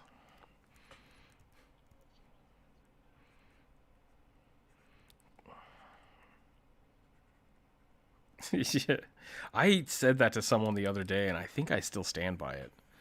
That might have been Andreas, actually. I feel bad because Andreas hasn't come back in a while. I hope you're doing all right, Andreas. We miss you. Anyways, yeah, one of the options for art is to always just stop and give up, and it's a bummer, but there are definitely times out there when, especially with critique, it's like, so here are the issues I see. And a lot of freshman students will say things like, well, I just didn't have time, or I didn't do this, or I didn't do that, or I meant to do it that way. I like it that way. It's like, okay, all of that is legitimate, probably true, but the real fact of it is you have to put the time in to fix them. That's the real thing about critique, because a lot of people like they want critique, but really what they want is they want someone to be like, oh, that looks amazing. And it's like, I'm not down with that. If you give me, yeah, they want verification of their art or validation of their art. And it's like, if you want critique, I will give you critique. And that's kind of the thick skin thing of it. And I think that's really helpful. And I don't want to be mean. I definitely don't want to be mean and not personal. That's what I meant by that, is that what I'm trying to give you is constructive criticism to improve. But then it falls on you to acknowledge that and try to improve it. And if you're not willing to do that, then you're not practicing properly. You're just, doodling, looking for validation. And my art doesn't get any better. It's like, well, you have to practice. And if you don't want to practice, the other option is to just not do art, which just sucks. And I have seen people choose that, and it's like, okay, I mean, if it's not something you actually like doing, then don't do it. Like, there's tons of other creative ways to get out there besides drawing. But it really is always an option. So definitely figure out what you like with it. And like, my style has changed so many times because I don't really enjoy rendering. I like the outcome, but I don't enjoy the process. Whereas with sketching, I really enjoy the process. And it's different. It's definitely different. Probably won't ever get a concept art job as a sketcher. It's not what they want. They want to pay stuff for really nicely rendered things. So I hope that doesn't sound too terrible. And I hope people understand that I'm not saying if you think you're bad at art, you should stop, because that's not the case. But art is very much a practice and process game. And if you're not willing to do that, then, why are you doing it? So.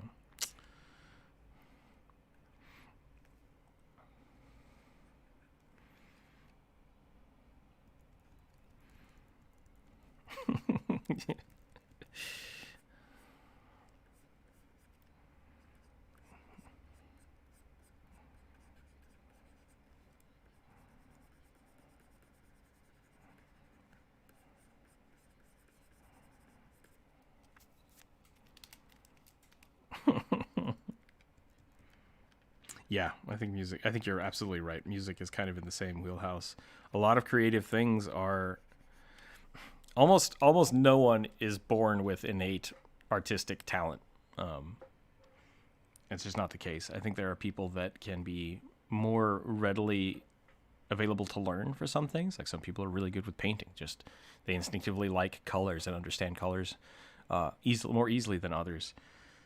But really what it is it's cultivated over years of doing things.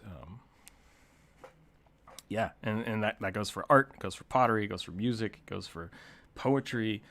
It's just the way it is. I mean, it goes for math too, actually. There's some people that just understand numbers, and other people have to really work for it, and that's totally fine. But wherever your passion lies, sometimes your passion is larger than your skill set, and that's very disheartening to a lot of people. And really what that means is you keep working on it. And part of that is self-critique. Part of that is very much understanding your limitations and like, okay, how do I improve that? How do I get my compositions to where I want them? And a lot of that is slamming out a lot of bad art. So much bad art have I produced. And that's okay. Like, I also said this the other day. I think we were talking about Jonas starting an art station. It's okay to not cultivate. I said that word too many times. It's okay to curate your own art. Not every piece of art you do has to be published.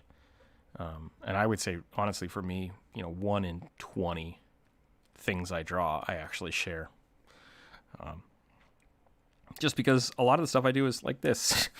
It's just like, that's cool. It's funny. It's getting me somewhere because I'm playing with perspective, but it's not going to be a finished piece. It's not something I think I need to like keep going with. I'm practicing. I'm trying things. I'm exploring my options with a pen and paper in 1-point perspective.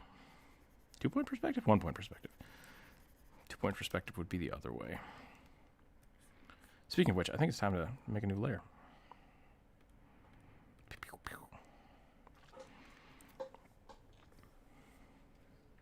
Oh boy.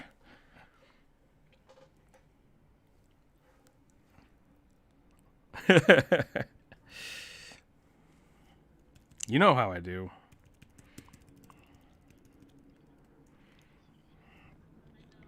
We've got a years of practice.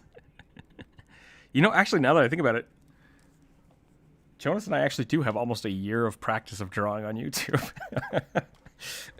We're getting there. We're getting close. Yeah.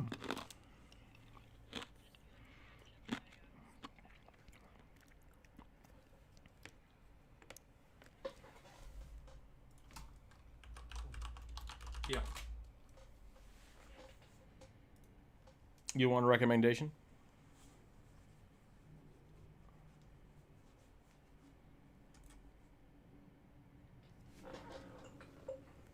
No,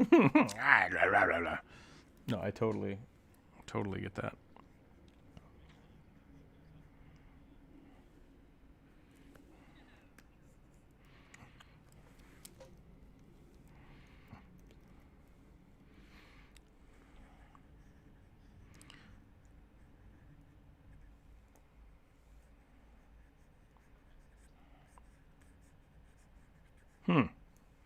Yeah, I don't know why that would be.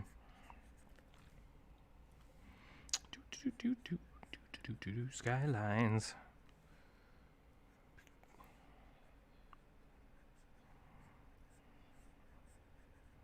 Dirt.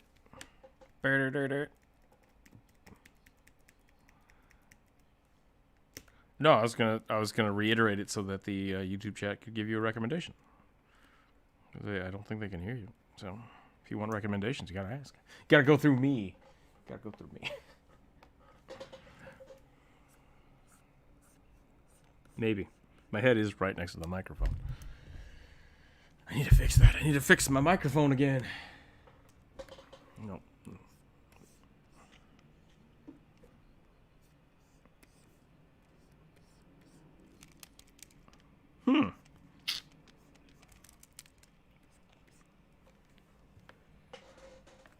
Well, that's not good.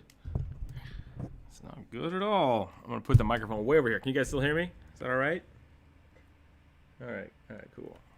We're going to try that. I'm not really worried about that.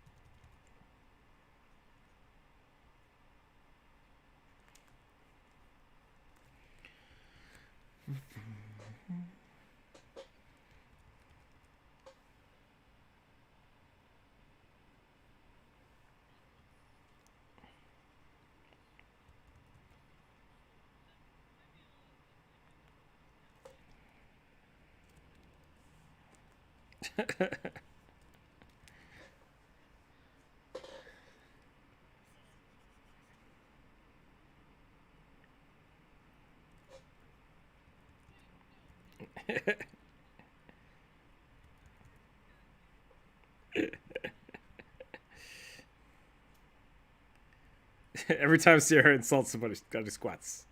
Okay.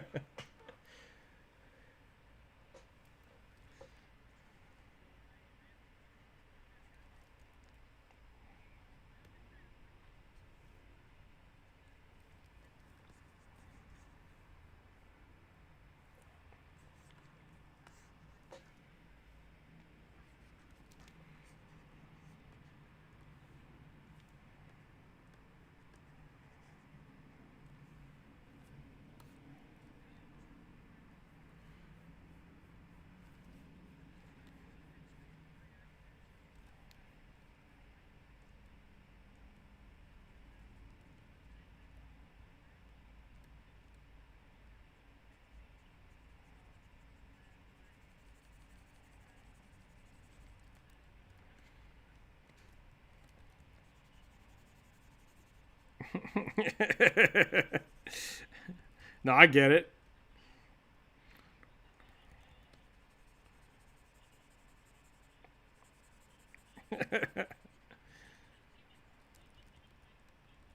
That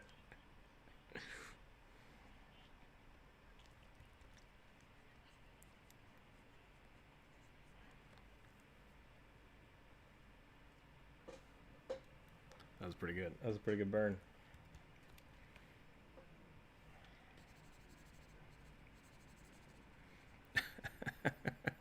Oh.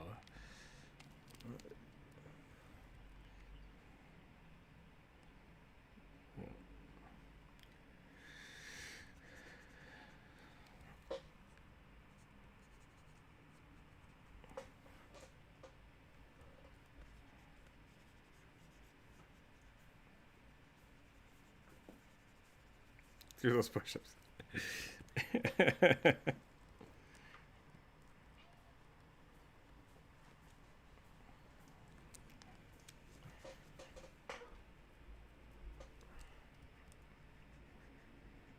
Jonas needs something to draw.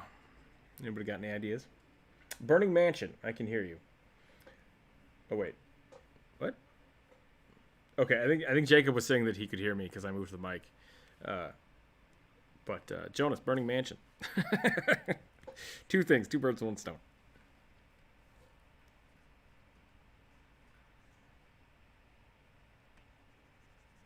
Yep. I have a cat trying to get in the house. Hold on one second.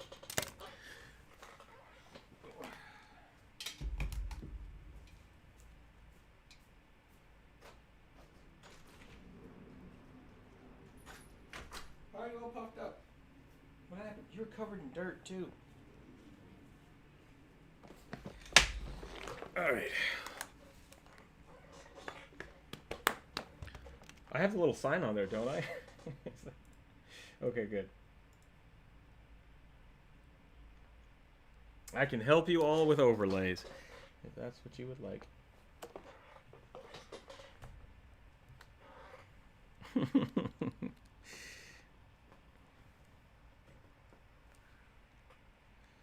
Oh yeah, did those armored guys have faces? Did the armored guys you drew on the platform, did they have faces?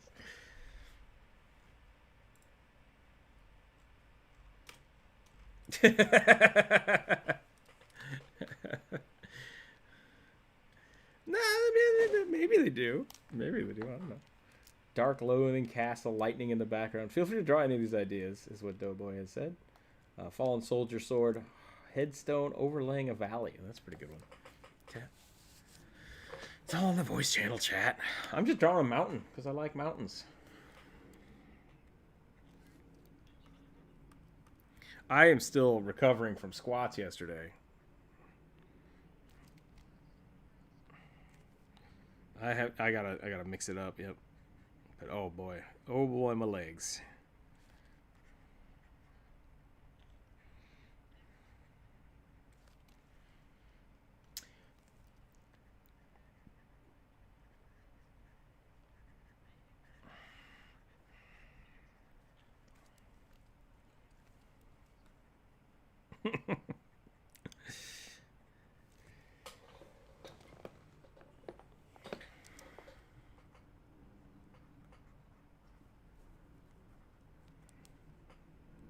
Oh yeah, that could be a good one. Planks would be a good one too, except that because normally I do it like per dollar or 5 per error I do. So that would be like one time. I think the most we ever did, because I kept screwing things up and we got into like a bidding war on making me do squats. I did like 250 some squats in one day. I would be worried about planking for 230 minutes. I think I would die. I can actually plank for a while though, so that wouldn't be too off-brand for me to do planks for a day. I could do something to that effect.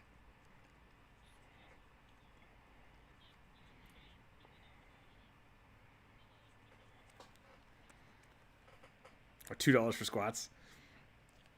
That could be fun, yeah. If you do tip, you can dictate the effort that I have to. Yep, that could be a great way to do it too. I think we might need to do a workout day where we just do that. Cat, stop it! Can you hear that? Can you hear the shenanigans going on?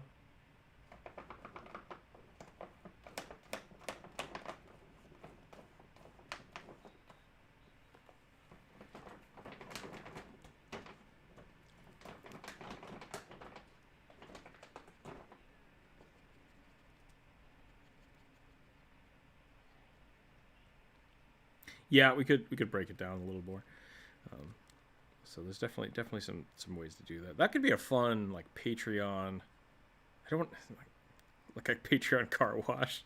It's like, hey, we want to get X thing for the Patreon group or for the YouTube channel. We're gonna do exercises for every, and then we like, yeah, that could be fun. That could be a fun, just like one day where we really go all out and have a really complicated thing that we do.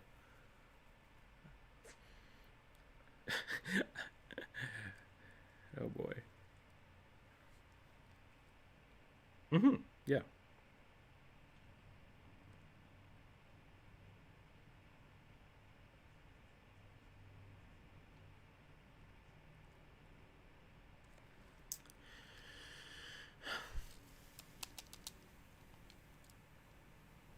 Yeah, I guess I could test that right now. The question was, does pencil lead bleed onto the Lita art books? I have been using, because I've dealt with that my whole life, because I like using mechanical pencils, or I had used mechanical pencils for a long time, 0.7 mechanical pencils. They always just smudge everywhere. So what I discovered was, that's why I started using the wax pencils, because the wax pencils don't.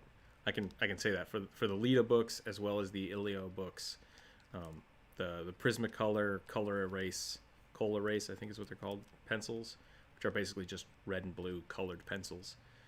They don't bleed.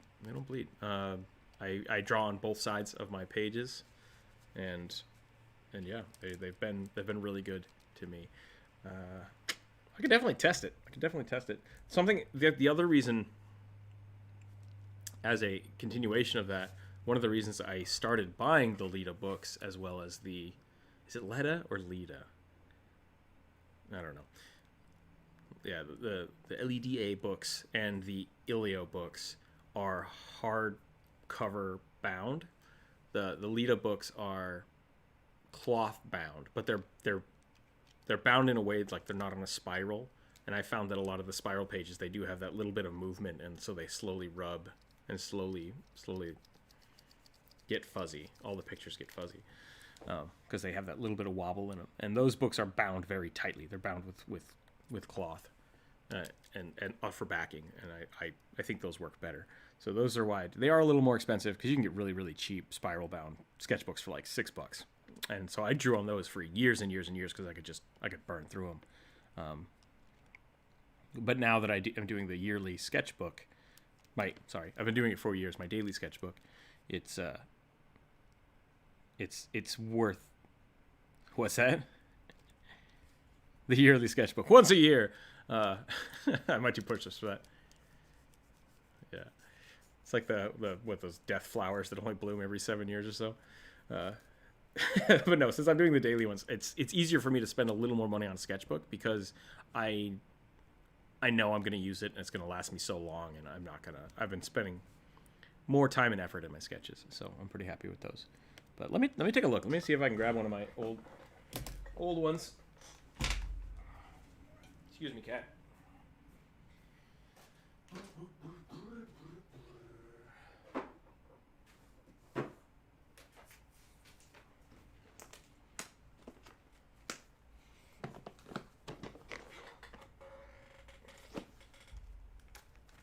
All right, I've got two Leta sketchbooks here. One labeled September 1st to December 31st, 2017.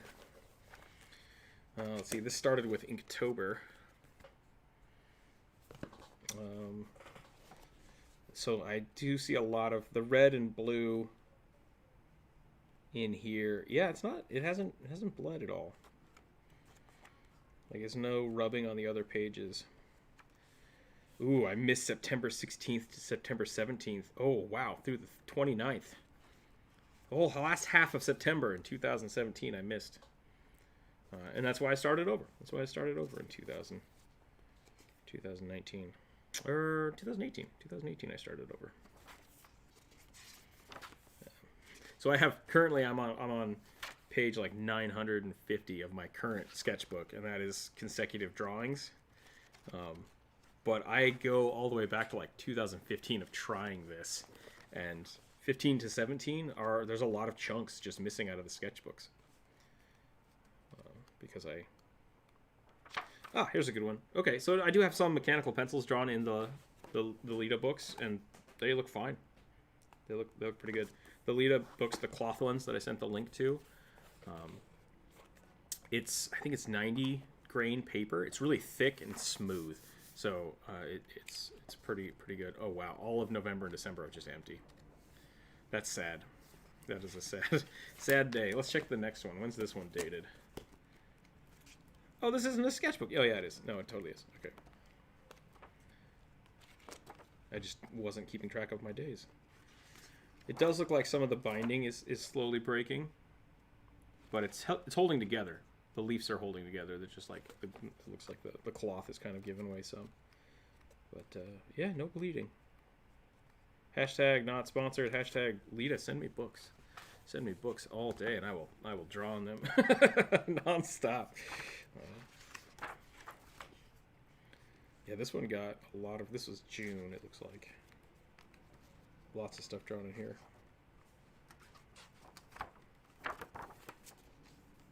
Highly recommend the red and blue pencils. They work really well. Oh boy, hey, a tattoo! I remember drawing that tattoo for that guy. That was good. Welcome to Rookzer0. Just draws stuff and looks at his own sketchbooks for an hour.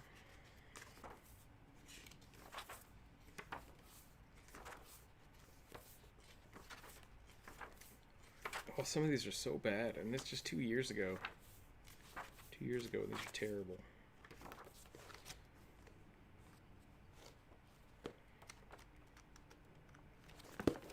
Yeah.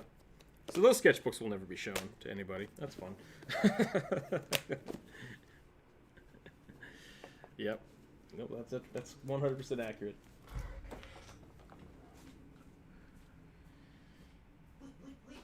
Oh, jeez.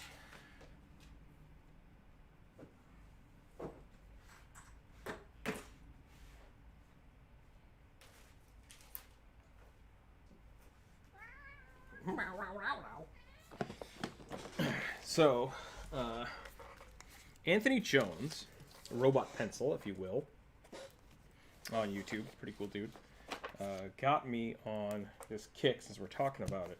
And I have in my hands one of the first, this is January 2018 sketchbook. It is a big sketchbook, I think is what it's called on Amazon. It is about, I'd say, 2 inches thick worth of paper. It is catastrophically huge. It is held together with tape because it is so big that it has fallen apart. I think it is literally called The Big Sketchbook. And I love this book. This was really fun for me to draw in. It's huge paper. Oh, there's a lot of good stuff in here. Lots of good stuff in here. I would highly recommend something like this, to where it's a sketchbook that you don't take with you places, but a sketchbook that you actually just sit down and draw in once a day. This really got me back into my sketching, because like I said, there are whole months in 2017 that I just missed. I just stopped drawing for 2 months at a time, and oh man, so many good things in here. And this big sketchbook kind of got me back into it. I definitely missed some towards the end. These are all great. I love all these pictures. Yeah, this is Star vs. the Forces of Evil. That's cool. These are fun to go back and look through. And I remember a lot of this stuff I think I did screw up on some of this stuff. Let's see where this stopped. 10 full months of drawing. Oh, October 31st, 2018. So yeah. Some Jester fan art back here. Super good. This is really when all the YouTube stuff started too. So this sketchbook is probably something I will show people sometime. I think it's definitely worth looking at some older stuff of mine. But yeah. Definitely a different... yeah, there's some Jester fan art in here.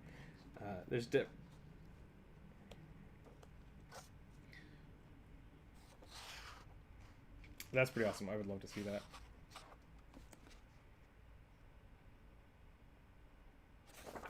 There's a lot of really cool stuff in here. This has a lot of my like video game concept too. But this helped me more than anything, having a sketchbook that I literally just like had on a desk, and every day it's like I'm gonna sit down for 10 minutes, I'm gonna draw on this book. That really got me motivated and back into the habit of drawing. And that's why I started the YouTube channel, because I didn't want to miss those things. It's like, you know what, I need to make sure that I'm keeping myself accountable for keeping my art going.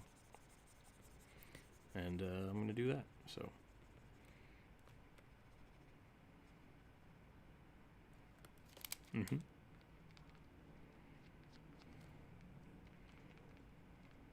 Yep. Yeah, motivation and discipline are sometimes the same thing. And I would say discipline is more important than motivation any day of the week. Because if you're just used to drawing, then it stops becoming like, oh, I don't know what to draw, and it's just like, ugh, I have to draw right now. Hold on, it's part of my routine now. I love that feeling. There are days where it's like, ugh, I still have to do my art crap, but even on those days, I sit down and I draw and I feel, oh, what happened?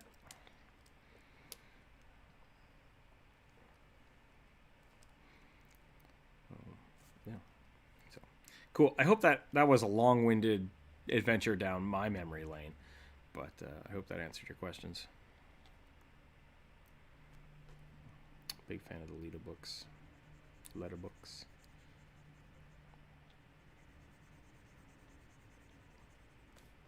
I used to just buy the letter books I would buy like 3 or 4 of them, and then I would carry one around with me in my backpack, have one in my house that I always drew in.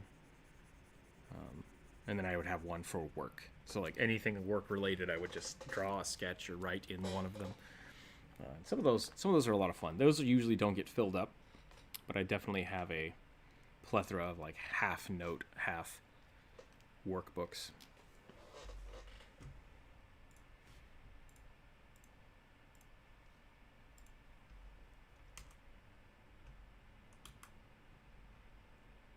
Oh yeah, okay.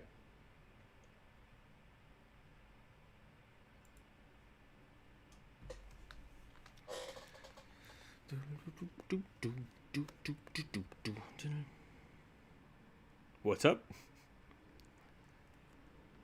How could what?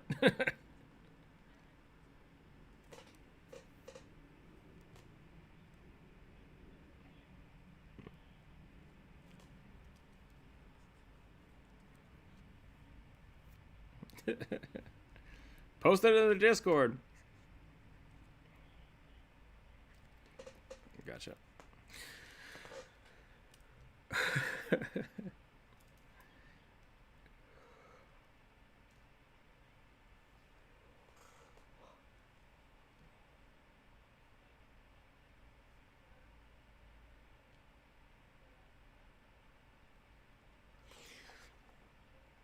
Well, it is noon o'clock. I think I'm probably going to call the stream here today. Thanks everybody for hanging out. I don't know. I want to get that video done. I want to get that video done real fast. So I might go work on that today instead of hanging around for much longer. I might be around a little later. Tonight. If my Patreon members, if any of you are still here hanging out, the Patreon game will be next week. I'm unfortunately struggling to try to figure out if it's going to be on Tuesday or Thursday, or Wednesday, because my work schedule is not posted yet, which is a pain in the butt. But that's the whole thing in on itself. So I will let you know as soon as I know, and then we will play a game from there. It sounds like right now I only have 2 people. I assume Jonas, you want to play more with your? Yeah, okay. So we got 3 people. So we still have the blue team, I think, ready to go. But we do have, if people wanted to jump in and make a secondary team, that doesn't make sense to anybody but me, but that's fine. If we wanted to have a different party join in, we might do another game this month, because we only had the one last month. So, yeah, if you want to jump in on that campaign, let me know, and we will... will play Give Me the Patreon. Doughboy, that's not exactly how Patreon works, but we can talk about stuff like that later. We might have to set up a Discord game at some point in time. The last one was fun. I don't know if I can do it more animations. I don't think I finished that one yet, so that's a tough one. We'll figure that out some other time, but that was a fun game. So until then, I'm going to take off for the day. I'm going to go get some food, and I'm going to go edit all the ums and hms out of my video, and hopefully that will be posted later this afternoon. Did you have a question?